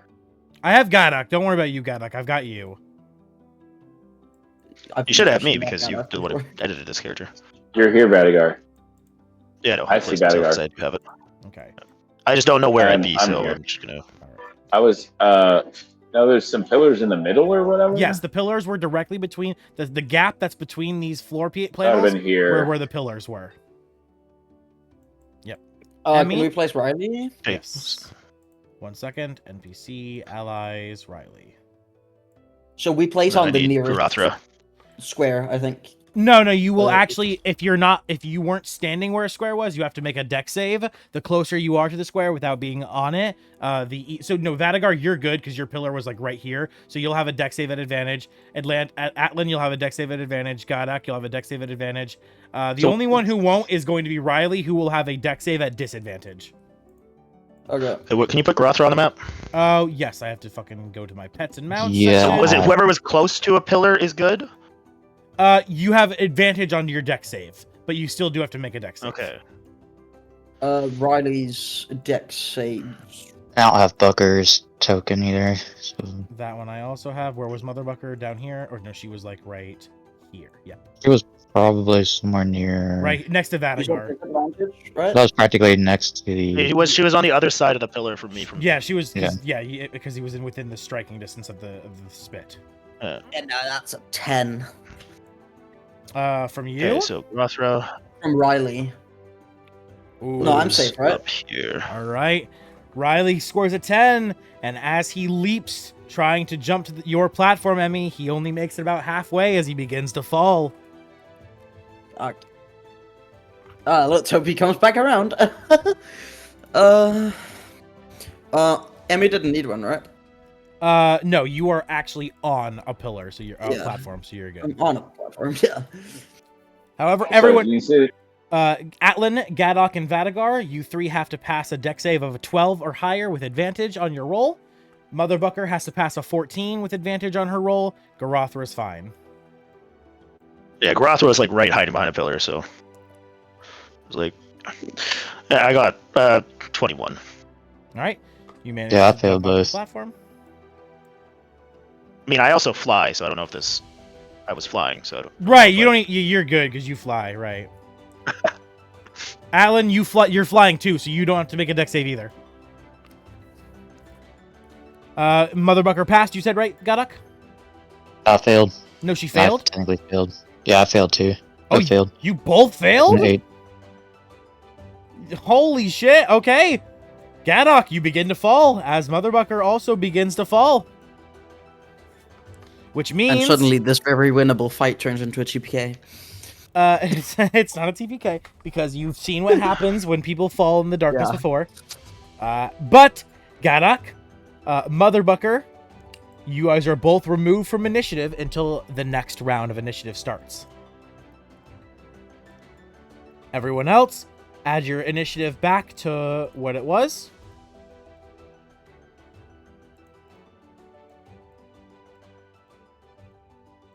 Atlan, 1 second. There you go.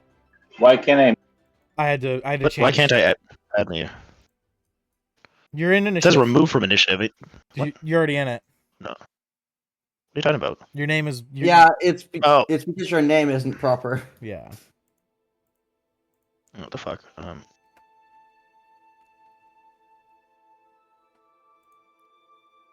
you go. Oh my god. Alright, so yeah, Atlan, you're flying, so you're good. You literally... Oh yeah, you can just stay where you are. Don't have to move. Vadagar, you too. You can just literally stay hovering in the air. You don't have to jump to a platform. Motherbucker fails, so she begins to fall. Godak fails, so he begins to fall. Emmy, you're fine. Riley fails, so he begins to fall.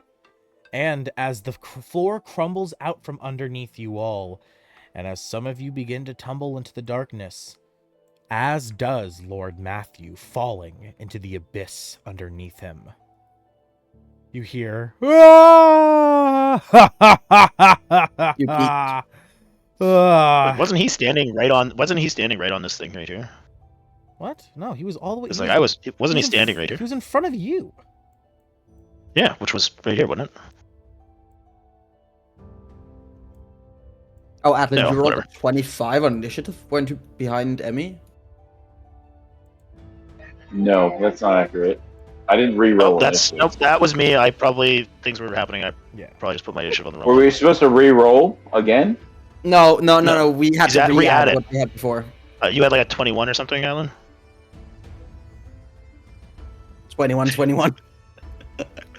As you all 2000 initiative. you begin to hear him laughing from the darkness, and then you begin to hear whoosh, whoosh, whoosh, and then clanking of metal against stone, dragging, as slowly he comes back into sight, his wings beating. That's what he said. Take a funny dice, Godak. As in his new form, stage 2 begins, as he shape changes into a giant obese eagle, wielding a hook and sword in his beak. The Angry Birds inspiration got to you, didn't it? Yep, that's exactly what this character is. It's the fat eagle. This mighty eagle. That's mighty eagle. This mighty eagle. Gecko Blob. Sure, he's mighty, All right. alright. As he is now flying, and now Godak, I think you are where we left off. No, Emmy, you were where we left off with Riley, right? Yeah, it was after, Riley, yeah. Okay. Yes. God, I cannot hear Emmy at all. All right. Is this better? I can, Yeah, I a can little ASMR bit. the more. Emmy, I know, is it? it is still your turn, but sadly Riley cannot continue doing anything as he begins to plummet into the darkness. Well, he was also done, so. All right. But Emmy will cast it. I'm assuming it isn't a humanoid anymore, right? Correct. Okay. Well. Yay. Hell's Lash, then I need a con save. Con save. Okay. Yep. Pretty sure in his new form he no longer has advantage on certain things, right? Let me check.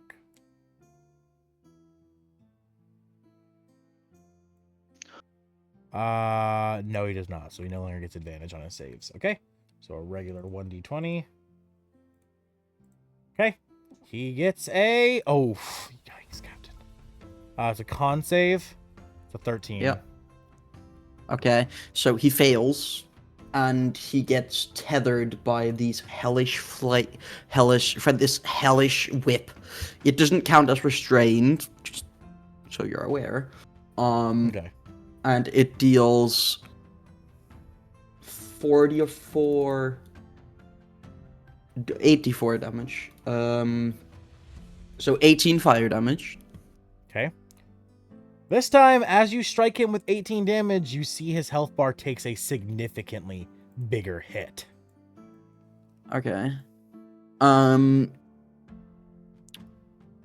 that is Emmy's turn.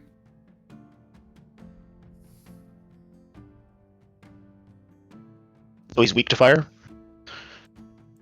No, either that his or health- significantly less health. This health bar is smaller, or it's not smaller, it's physically the same size, but it has less health in it. Yeah. Oh, gotcha. But yeah, that's Emmy's turn. All right. With that, he will take his legendary action. As you see him spread his wings, flapping them.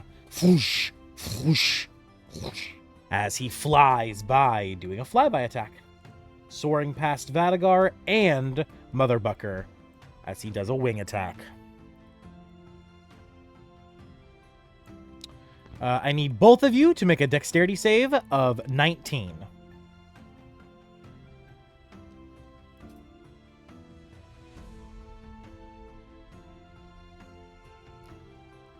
Ha! I'll double check something. Godak meets it, beats it.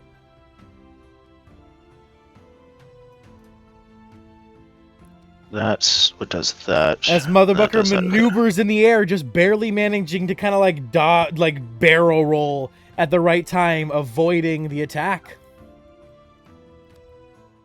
25. Or sorry, 20. Yeah, 24. 19 plus 5, yeah, I think. Plus 5. 24. All right. So you take half damage instead, which is 2d6 plus 6. All right. 7, 8, 9, 10, 11, 12, 13 damage. And that is its legendary action. So they 13 and then halved because I passed? No, 13 was already the half damage. It was 4d6. I rolled 2d6 Okay. instead. Okay. Gotcha. All right. And that is bludgeoning damage. And that ends. Oh, fuck, this was a lot further now, isn't it? And that ends his legendary action. Atlan, you are up.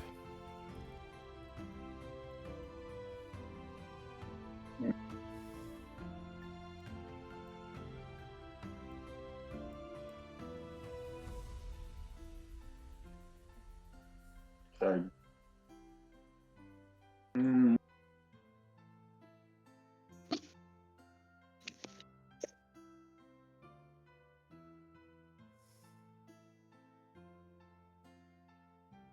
Yeah. He be far now.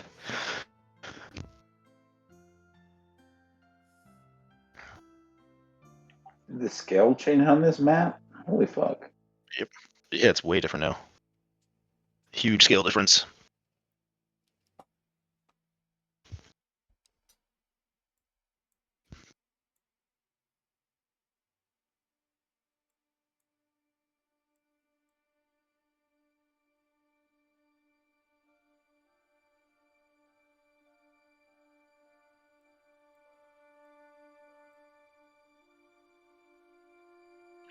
Orphan, would I be able to see him from around here? You can see him. There's no more columns holding the building up. All of them fell into the void. He is in perfectly clear sight, where no matter where you are on the map now. There's no more hiding spots. Okay, because I'm still basically where the first floor was. Yeah.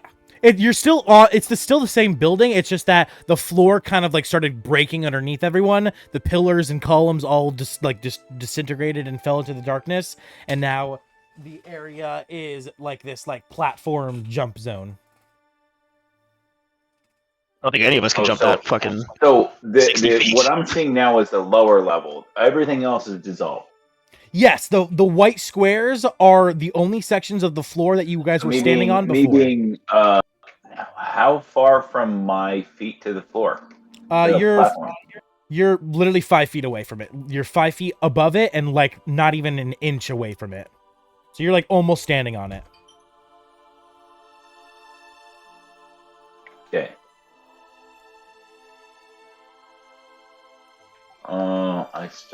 I think it's still out of normal, right? So.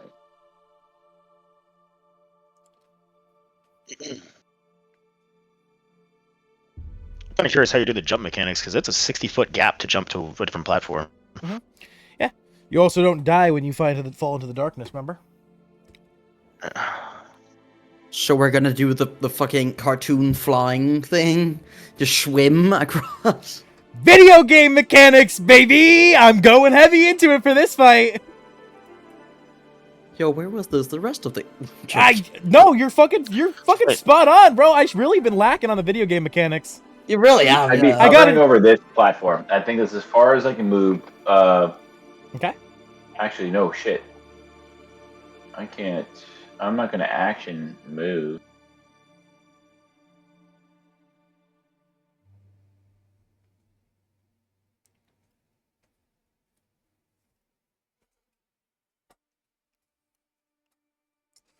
I think I would just be able to get to the edge of this platform. I'd hover over this area of this platform.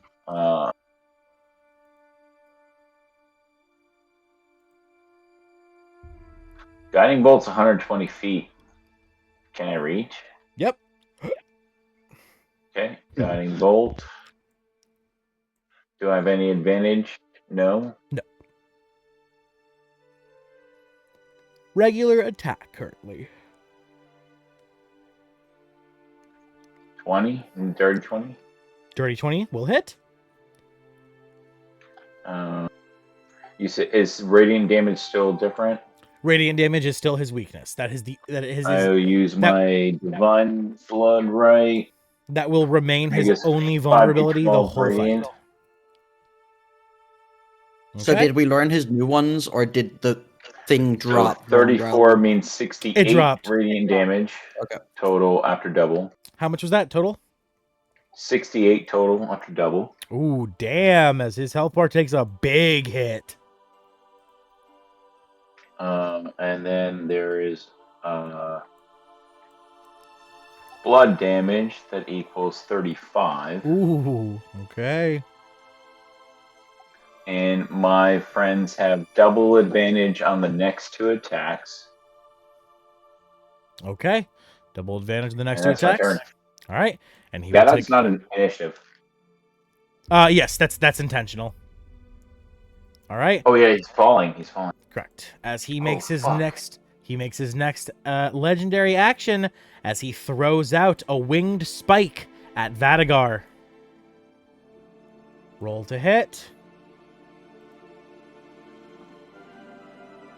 That is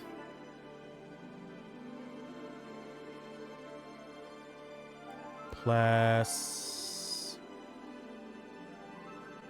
That is a dirty 22 to hit.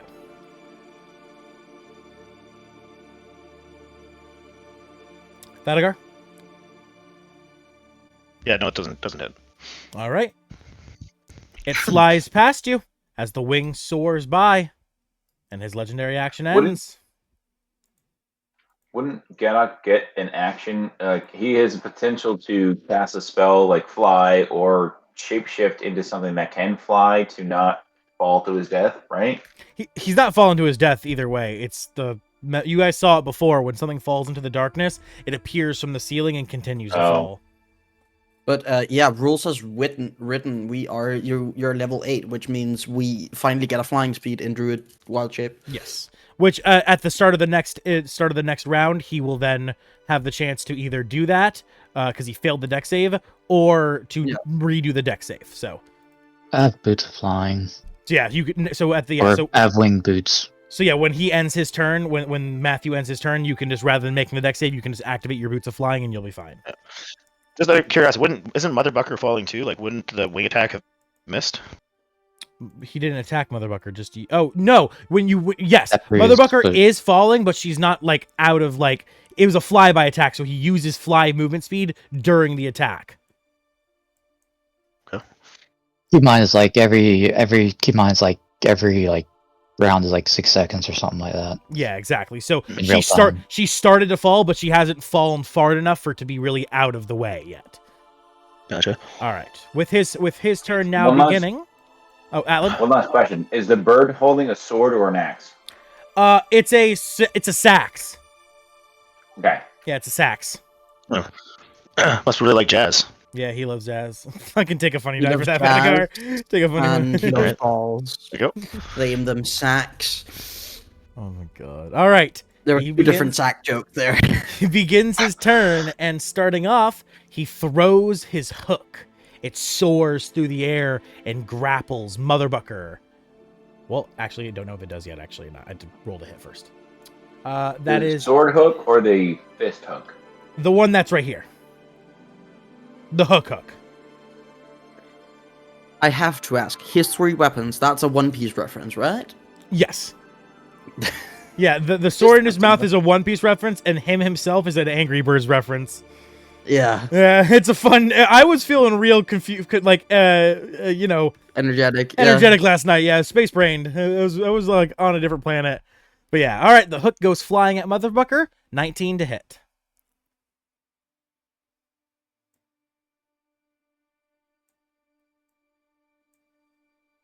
That hits Motherbucker, right? What was the attack? It's a hook. It's flying at her, and it's a 19 to hit. No. 20 AC. 20 AC, okay. As the hook flies past her, it does not land in her ribcage as he misses the attack, and he pulls his hook back, and then he makes his second multi-attack. As he scowls, and he begins to flap his wings, and he does another fly attack. So he uses 80 fly speed. Oh, wrong one. He flies right between Motherbucker and Vadagar. Wisdom save. Yep. That is a 18. Atlan, does that pass? Spirit Garden? Yeah, Spirit Guardian, what's the Does DC? your- Spell save DC 19. So it fails. Okay. So fails. He takes 32 points of radiant. All right, 30 points of damage. Okay. His Is that health doubled? bar takes a little. Yeah, that was already doubled, right? That's already double, Jess. All right. Yeah. His health bar Well, takes 3d8. another I hit. can't. And as he flies forward, using his 80 feet of movement, he then takes the great sax in his mouth, and he begins to spin in a circle as he uses his last 2 attacks to attack you again, and Oh my god, attack- now he's a Beyblade. now to attack Motherbucker again. All right, so Vadagar first attacking you. That is a 28 to hit. Motherbucker. Nope. 29 to hit.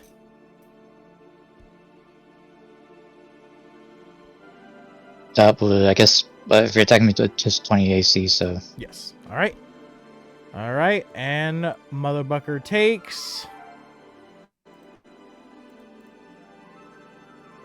2d10 and 2d12. 2d10 is plus 12, so 30 damage to Motherbucker.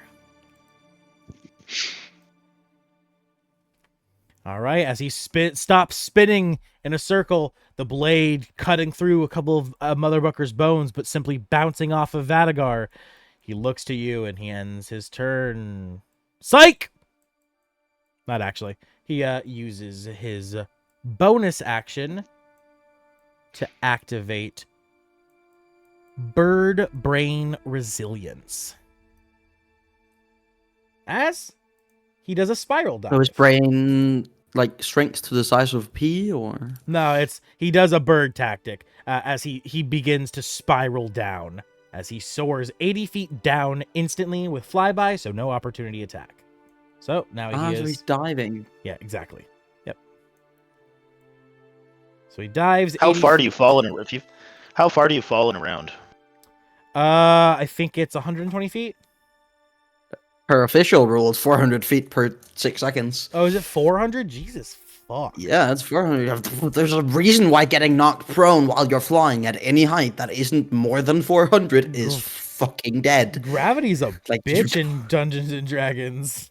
Dangerous. So is it in real life. It doesn't take that long to hit terminal velocity. Yeah, but if I fucking fall, I feel like 400 in 6 seconds is more than real life.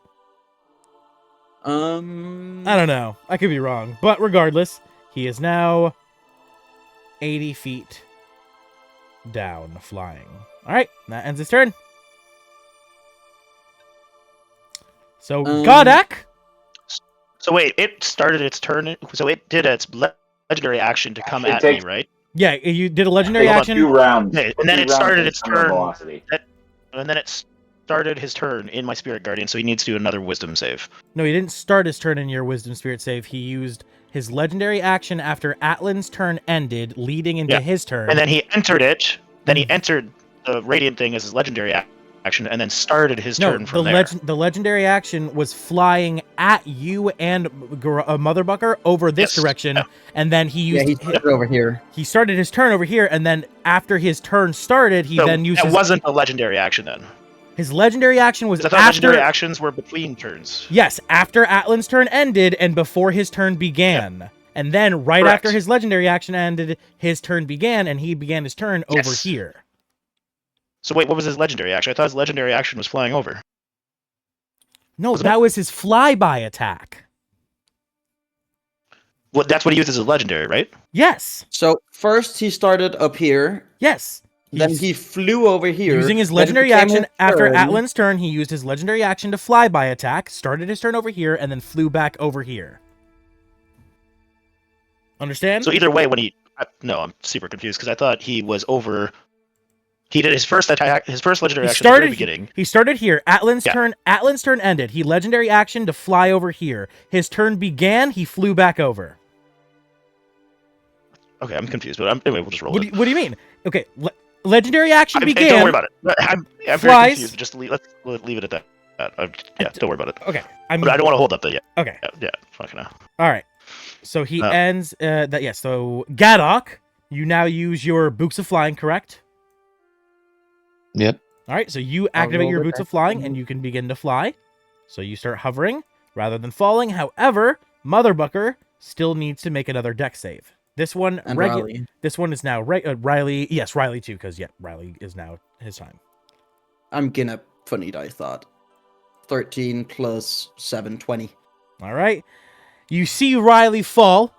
Whoo! He disappears, and then you hear him falling from the sky as he just begins swimming in air, dragging his arms through the air, and just barely as he's about to pass the platform, he grabs it just in time, pulling himself up, and he's back to being on your turn. Motherbucker has to roll 12. What did she get?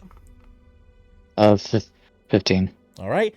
Same with Riley. As Motherbucker falls, she falls into the darkness, disappearing for a brief second before you hear the clattering of her bones appear, like coming from the sky. As she continues to fall, you see her galloping midair, attempting to run on air, barely pushing herself forward enough to land on the platform. And with that, combat now begins. Godak, you're back in initiative. What was your initiative? 18.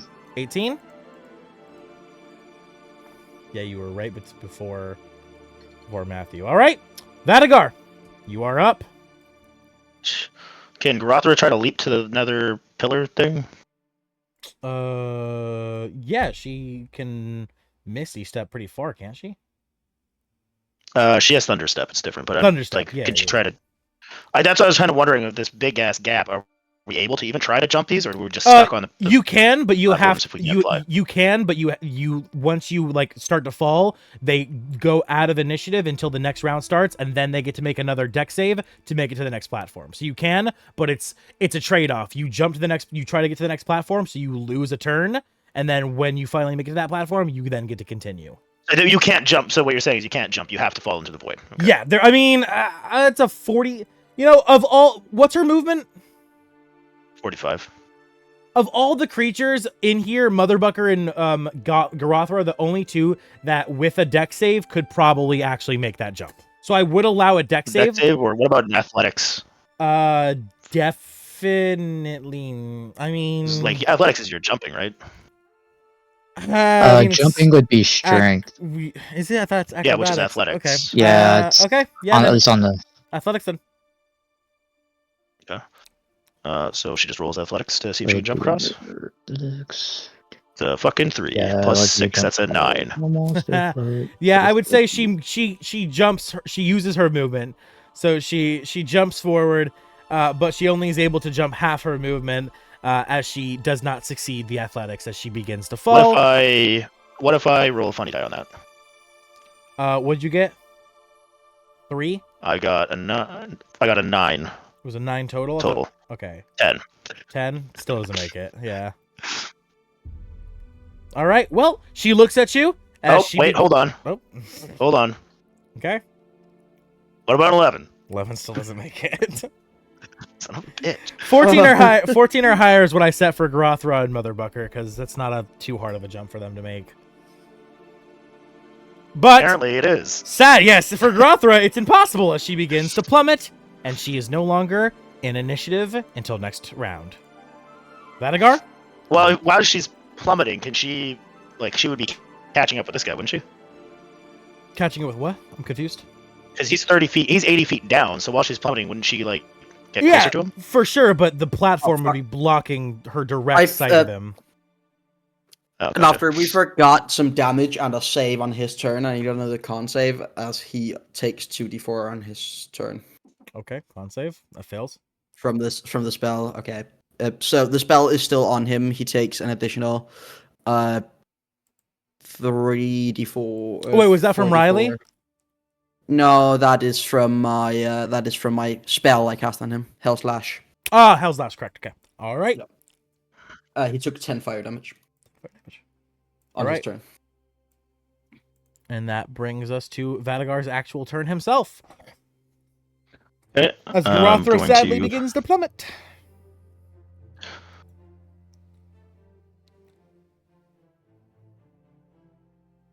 Alright, why do I have... Alright, I'm not going to question it. I'm going to use another potion of greater healing as a bonus action.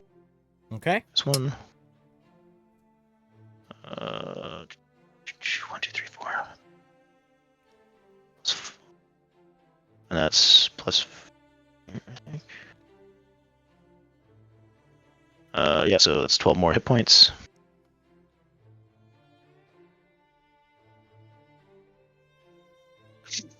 And then, let's see. I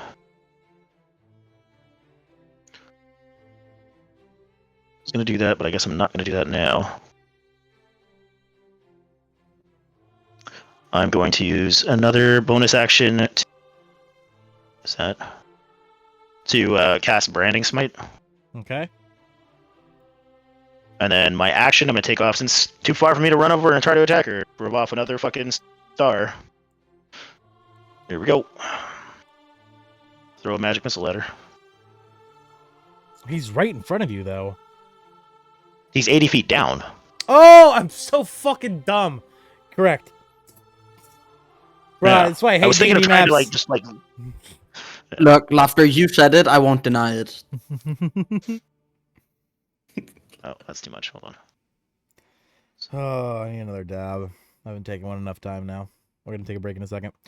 Is everyone good to go an hour later today?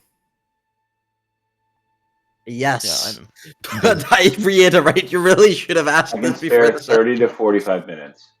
Hmm? I'm not sure I can spare a whole hour. Okay. We shouldn't need it. I'm... If you notice the trend of the health bars, the last one's gonna be even smaller than the rest. 151 points of damage. Okay. Well, as I say that, never mind. We definitely don't need an hour because with that, second stage is done. Woo-hoo-hoo-hoo!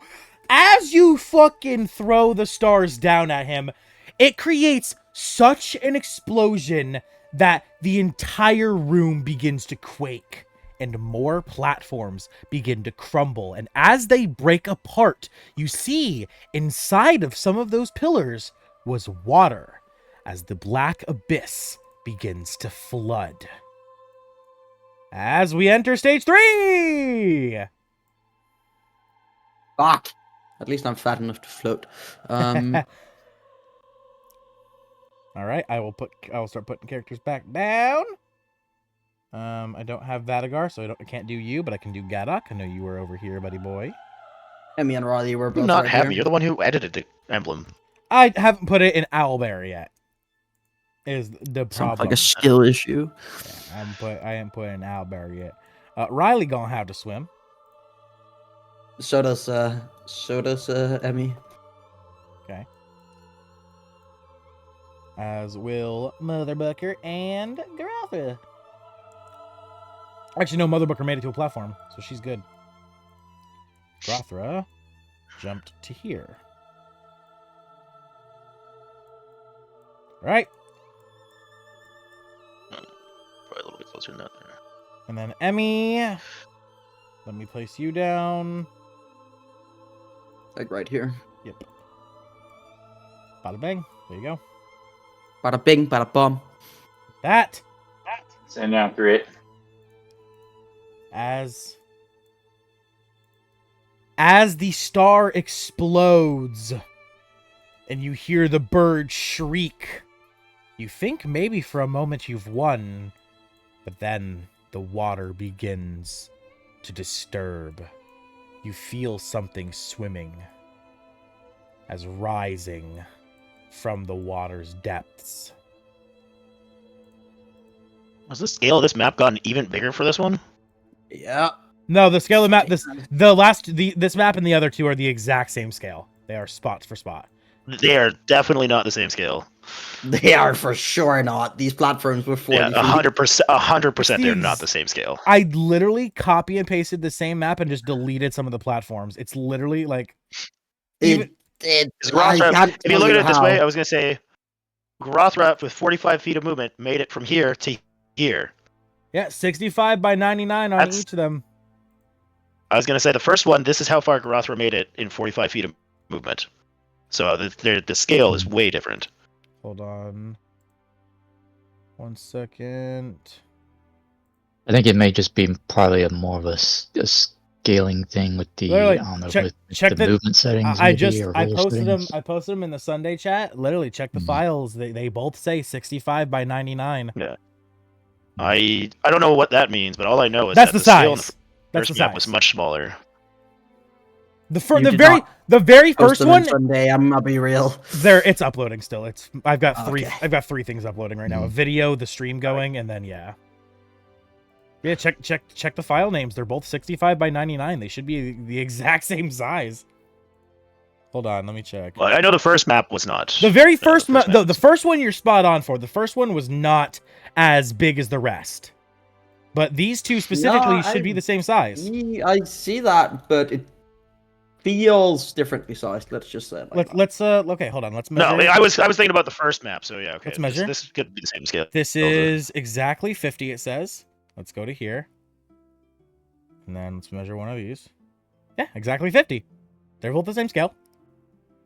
I thought so. I was talking about the first map and the other ones. The first So, like, the room first map. one you were completely correct about. I made both of these maps last night when I decided I want to do a 3 different phases for the boss video game thing. So yeah, I wasn't able to make a map that was the same size as the other one, sadly, but both of the last two should have been the same size, which I thought so. They are.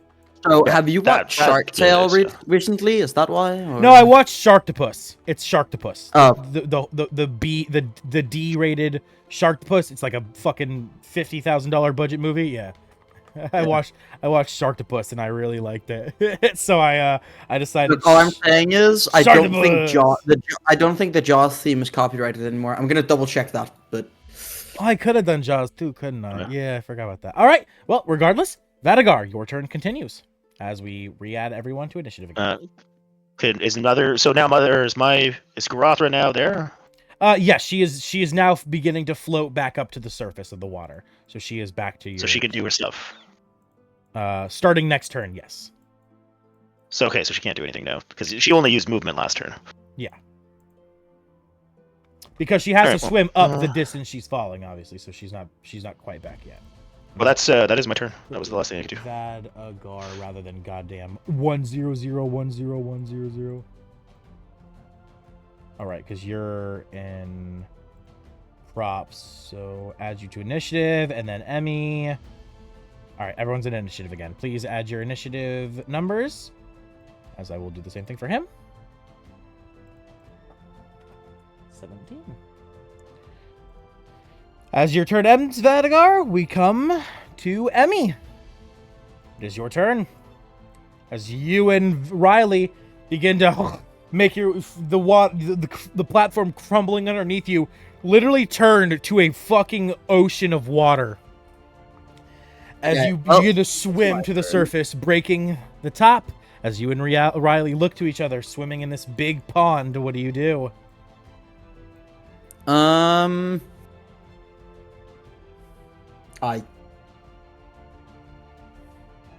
don't know. I swim towards a That's platform. fucking.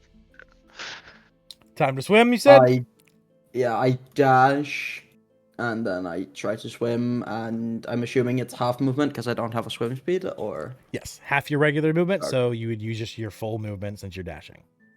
So with a dash, it's 30 feet. As you begin to swim towards the platform, making your way with all your might. Yeah, exactly. As Does Riley have the sharpshooter feat? Feet? I don't know. You'll have to ask Vadagar that. He made the character. Yeah, that's what I'm asking him. Sharpshooter? No, it doesn't have sharpshooter. I I didn't get to. Like I said, I didn't actually build him. It was the DM that built him. No. Was he the only one I built, and then I had everyone else build theirs after Yes. that? Okay. He was the first one, and then after that, you let people build them. But yeah, you built him. So he'll shoot at the shark twice, but at disadvantage because it's 400 feet. Okay. Or, well, not over 100. So this 12. I don't assume a 14 hits. 14 does not hit. Would a D8 do anything from the bardic? Would that be enough? Yeah, for a 14, yeah, you could get there. Okay. I don't. Plain and simple. I hit 15. 15. Total of 15. It was a 15. That still doesn't hit. No. Well, he's gonna shoot again. All right, shoots second time. Come on, 220s. You can do this. At 25. 25 will hit. So 4d10s, 2d6s, 2d12. 39 damage. 39 damage, okay. You see, he in an also- instant, a huge chunk of his HP is eviscerated. He also swims, but it's 12 and a half feet since, but it's around there. All right. And that ends your turn. Yes, it does. And that brings us to the legendary action as he dives underwater. And any creature in his water within 300 feet, he can appear under and attack. Emmy? Hello. Yeah, I'm within 300 feet. I measured. I am well within. He disappears. The water falls to calm. For a brief moment, it seems maybe he ran. But then, I'm in danger. in an instant, you feel the water underneath your feet disturb. Emmy, make a dex save as from the depths, his inky jaw reaches for your body. I don't assume this gives. I don't assume he's trying to charm me. It's a dex save at disadvantage too if you don't have a swim speed. Well, the first one is a 16 before the modifier, and the second one is a 15, so 21. Oh, you want to add a funny dice? I wanna, yeah. Okay. When you're offering so kindly, 29. You needed a one more.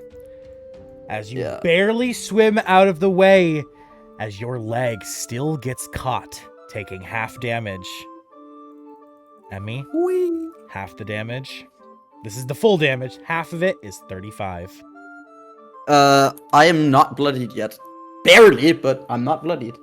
As you almost like a chunk of your thigh is just ripped out as you barely swim away, but right in front of you, as his body just comes more and more out of the water, he looks down at you. And you'd think that's where the legendary action ends, but no, the creator of this one is a real sick bastard. At least take me on a date first. As Come his on. head entirely comes out of the water, suddenly you feel wrap around your body one of his tentacles. A second dex save. Once again, at disadvantage if you don't have a swim speed. Nobody fucking has a swim speed. Because swim speeds are lame. I'm joking. Please don't kill me, Wizards of the Coast. A 15? 15 will not pass. As you GG's. feel the tentacle wrap GG's. around Emmy's body and begin to squeeze. As once again, this one's bludgeoning, not piercing, but the full damage is 52. So Emmy's down. As you are squeezed harder and harder, you feel your ribs begin to crack, breaking as you lose your breath and your consciousness. Emmy, do you know what happens when someone falls unconscious in water? Yeah, they sink. As he lets go of you with his tentacle, you begin to drop. And unless someone brings you up, you auto-fail your death saves. Yo, at least I can breathe for 2 minutes. Well, hold my breath for 2 minutes. All right. Oh, so you can hold your breath for 2 minutes? And hold your breath when you're dead. You're unconscious, so you do. Yeah. There is a rule for this. When you're unconscious, you half your holding breath.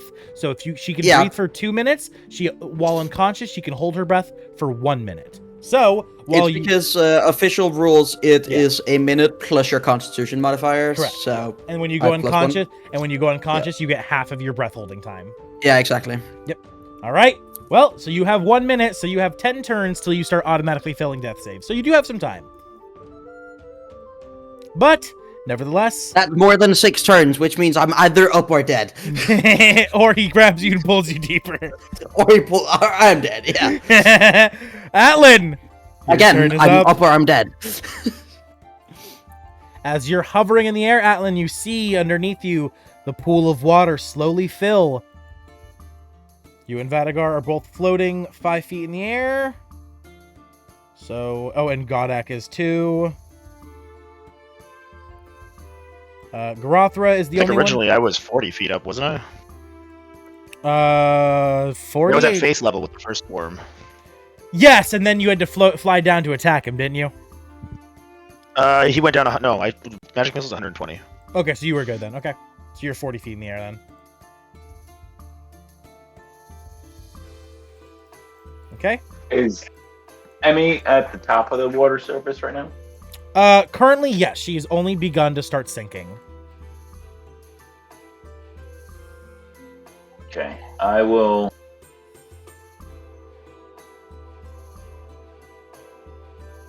Get just over the edge of this platform. Gives him just enough reach as you see Emmy bobbing in the water and potentially about to sink.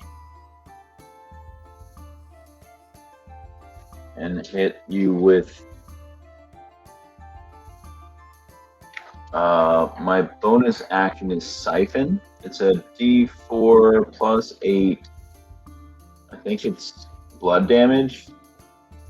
And then because the enemy is within range, he takes a little bit of damage, right? Correct. That is, except for the fact that he will use his reaction to counterspell. I mean, You trying to cast? You see his tentacle come out of the water, wiggling around, flicking. Just one. Wait. Atlan, what were you trying to cast? Atlan? this would be level 1. What were you casting? Sorry. Essentially, it's Healing Word, but it's now called Siphon. Oh, okay, gotcha. All right. As he counterspells, and the health is flicked away as he turns his attention to you now, Atlan. His reaction's over. You have to roll to counterspell. What level? Not when it's below 3rd level. Yeah, No. yeah. If I was it's gonna say, below, it that's right. depends on what level it is. Yeah, Oh, what right, level? kind of slow. Yep. Yeah, what level? Yeah, you said first level, right? Yeah, it's first. That's level, what. not That's that. why I. Yeah, that's why I said it was Right, you're right. instant. Yeah. Okay. All right. Perfect. You're right. So his reaction's done. Anything else from you?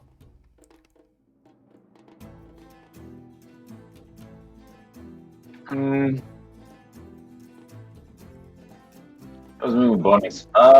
Action. Trying to really.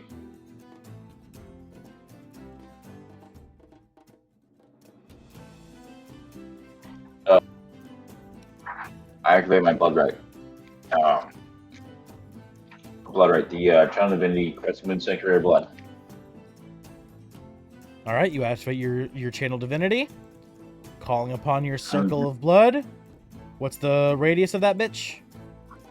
30-foot radius is 60-foot diameter. 60 total. Okay. Right there. All right. Attach that to you. There you go.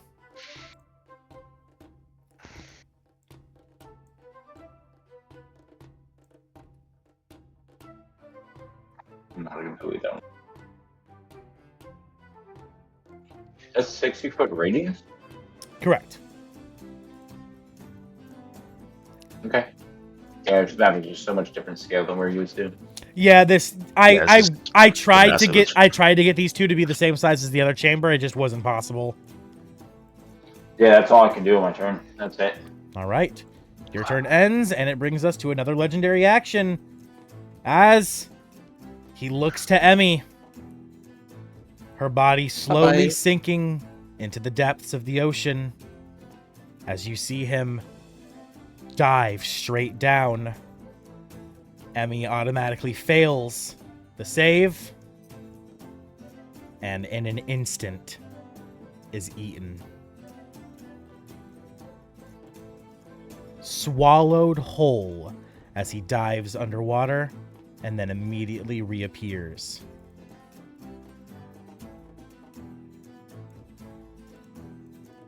I love that I love that the characters don't know, but we can still see your GM thing moving. The health bar, right? No, it's when you hover Oh! over something. okay. Yeah. Oh, what the fuck? Where does health bar go? No, I was trying to make my circle. You made it faster. I just didn't delete it. Where's the health bar? I don't know. Oh, it's There it tiny. is. It's in the middle. What the fuck? Why is it so tiny? brother. What just happened? Because of the scale you made. minimized him. Oh, it should have fixed it when I made him bigger again. It should have fixed it. Weird. whatever. I don't think that's how it works. Either way. Sadly. Yeah, it should. See, when I scale him down, it gets smaller. When I scale him up, it gets bigger. I think it glitched when it flipped. That's weird. Okay. Anyway. There's an attachment for Owlbear where you could just right click and flip. Oh, I should get that. Yeah. All right. Well, regardless, that ends his legendary action. Gadok. He reappears in front of the platform that you and Atlan are on, his tentacles beginning to wrap around it. What do you do? Now in Atlan's... Is it now in Atlan's circle? Yes, he is. How much radiant damage does he take, Atlan? Beginning of his turn. Oh, I thought when he enters it. Oh. Either way, Gadok, while they are figuring that out, what do you want to do? Well, I was gonna try and do a healing word, but I can't do that now. Let's not forget, Emmy wanted their character to die, okay? I was fulfilling something that was Yeah, wanted. It's your turn. No, in this nobody, sphere. all the viewers, nobody be sad. This No, was planned. no, but and also the party members don't feel bummed that Emmy's dead or anything that you can't save her. This What happens- is what what happens was if I- wanted. What happens if I Holy Nova the beast and healing and damaging it and healing everything in the circle? It should just be alive in its stomach. Emmy's already dead. Yeah, Okay. Emmy's stomach acid in his body. You can't heal stomach acid, homie. That was quick. You can. There's medications that can Digestion. handle stomach acid. He's got GERDs. He's got very strong stomach acid. He's like me. What if we throw Pepto-Bismol in his mouth? I'm 38. I'm fine. I will fly roughly 30 feet up in the air, Okay, so you're now 35. and I will take out my wand of fireball, Okay. Now I will use all but one charge. Holy shit! And so that will be... Godak is angry! He saw his companion get eaten and he's ready to kamikaze! Yeah, maybe. So that's a total of... What's the damage? So that's gonna be... a dex save... Well, it's gonna be 13d6. On the dex save, yeah, if he fails the dex save. Holy shit. Alright, his dex save modifier... Ooh, is 0. He rolls a 12. 13. What was that? He rolled a 12. Fail. Yeah, because I think it's like 14 or 15 when save of the 13 one. with a 1. As the fireballs explode in his face. What's the damage? 56. Ooh, in an instant, you see half of his health bar shred. Chunks of flesh rip off of his body. Some of the tentacles begin to explode, sinking into the water, turning it murky black and brown.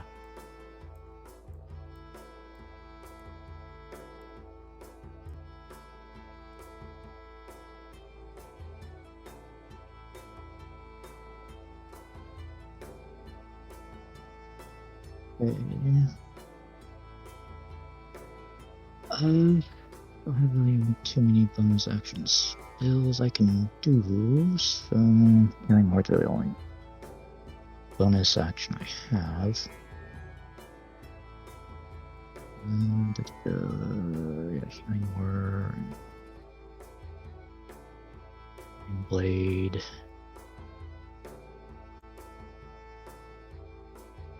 It's really only.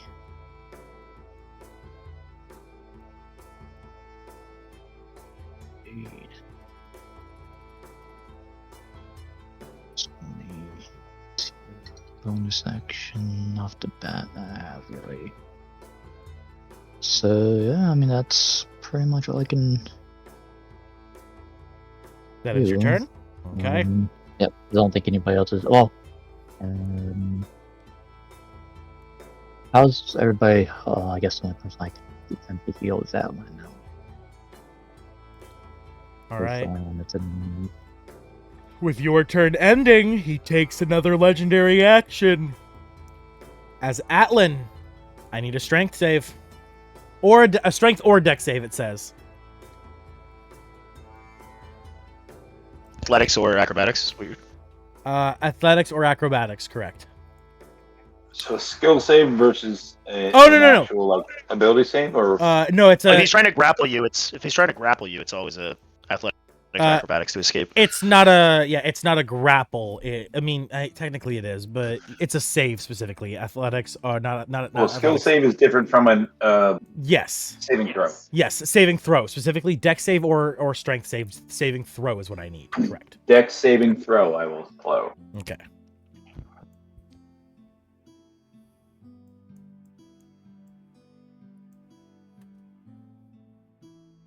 Dirty 20. Ooh, he attempts to grab you with his tentacle, but you leap over it like it's nothing. It I coming. just slowed up a little bit. Yeah, it just fucking goes right underneath you as it falls back into the water, making a splash. As he ends his legendary turn, legendary action, and he begins his actual turn. As he looks to you, he raises higher out of the water as you see him open his mouth and attempt to bite you.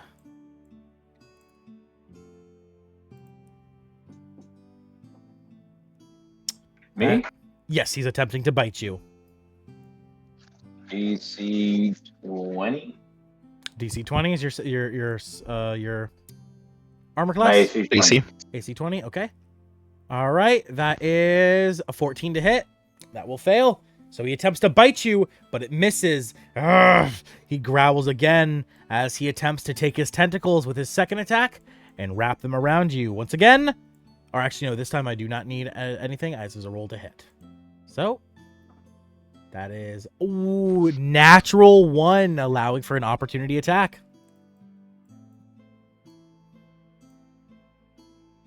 Can I use?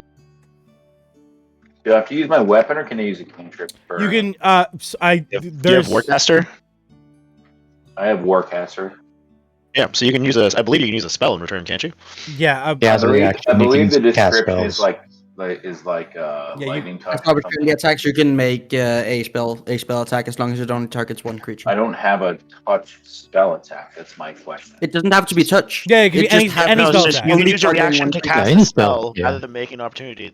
The spell must have Can I exact use time a as one spell action slot if and it's not a only cantrip? target a specific creature. Yeah, you can use a spell. It has to be a single target spell. Yeah. Oh, well, so I modify my Sacred Flame to be an area effect, but obviously I don't need an area effect. Can I solo target it like Yes. old school? Yes, So of course. you can Yeah. guiding So bolt it. You can guiding bolt it. Sacred Blood Flame. No, that's a spell slot. I mean, No. Yeah, I you can guess use I a spell got it slot. wrong. You can. As Can I Warcaster, you Hostile upgrade can. it? creature's Can I movement enhance provokes it? an opportunity attack. I know I You can use your can. reaction to cast a My spell. question is, Yeah. do I want to? Can I Oh, okay. enhance Well, there it? you go. If you want to, yeah. If you want to use your blood crystal. No, I mean, can I cast it at higher than first level? Oh yes. You can cast it at any level spell. Yep. Who's in initiative? So Vadagar's up next. Yeah, no, I'm gonna do Guiding Bolt. I'm gonna do it at a third level slot. Okay. So marking them. Is it considered Guiding engaged with bolt. the other people around it? Just Atlan hasn't attacked Gadok yet.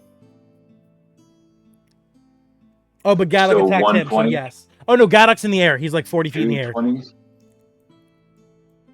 Do I roll 220? You have no advantage, so nope, just your regular attack.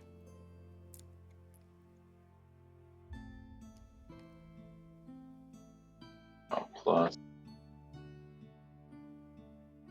You said I needed to add Riley with his modifier, right? 17. Just go off of whatever your initiative was for Riley. Okay. 17 to hit. 17 to hit will not hit. Funny dice. Okay. Don't even roll it because all you need is a 1. So you hit. Its AC is 18. Okay. So that then at third level would be 60, 12. Radiant plus. I already used my divine right on this turn. So that is 32 times 2 is 64 radiant damage. Holy And shit. then that is 1, 2, 3, 4, 5, 6. Blood damage is 35. Oh my god, I could not see a more fitting end for this act. As you do this, Next 2 attacks have advantage. as you do this, Vadagar. Atlan, you trigger his reaction when a creature puts you within 10% of your health. Make a grapple attack at them. They must natural 20 or be taken. Atlan, roll me your dex save. You have to roll a natural 20 or you are grabbed. Oh, that would have been climactic. Atlan, as you are grabbed, you feel the tentacle wrap around you, tightening around your ribs as you're pulled underwater. As you're pulled underwater, you feel the blackness envelop you. The water slowly beginning to fill your lungs, though you fight against it, holding your breath the best you can. You feel like you're being whipped around, dragged violently in circles all around. Taking.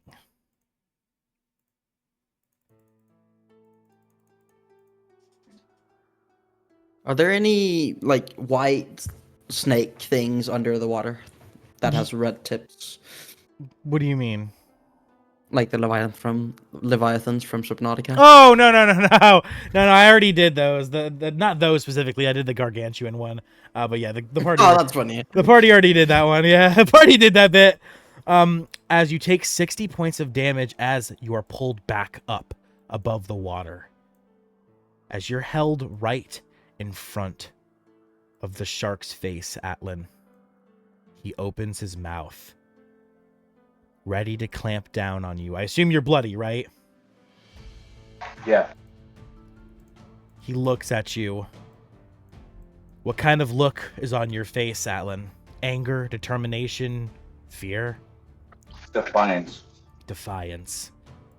Defiance and also assurance, too, knowing that no matter what happens, you've done your best for Lord Tyrael. What he asked of you. Do you give him a prayer in your final moments? What you feel to be your final moments? If you would allow, I'd crush my holy symbol and punch that shark right in the nose right before it eats me. And as you punch him in the nose, in your mind, instinctively, you call out, Tyrael. And as you punch the shark in the nose, you hear the loudest boom you have ever heard. Everyone, you feel the room shake, the water ripple from side to side.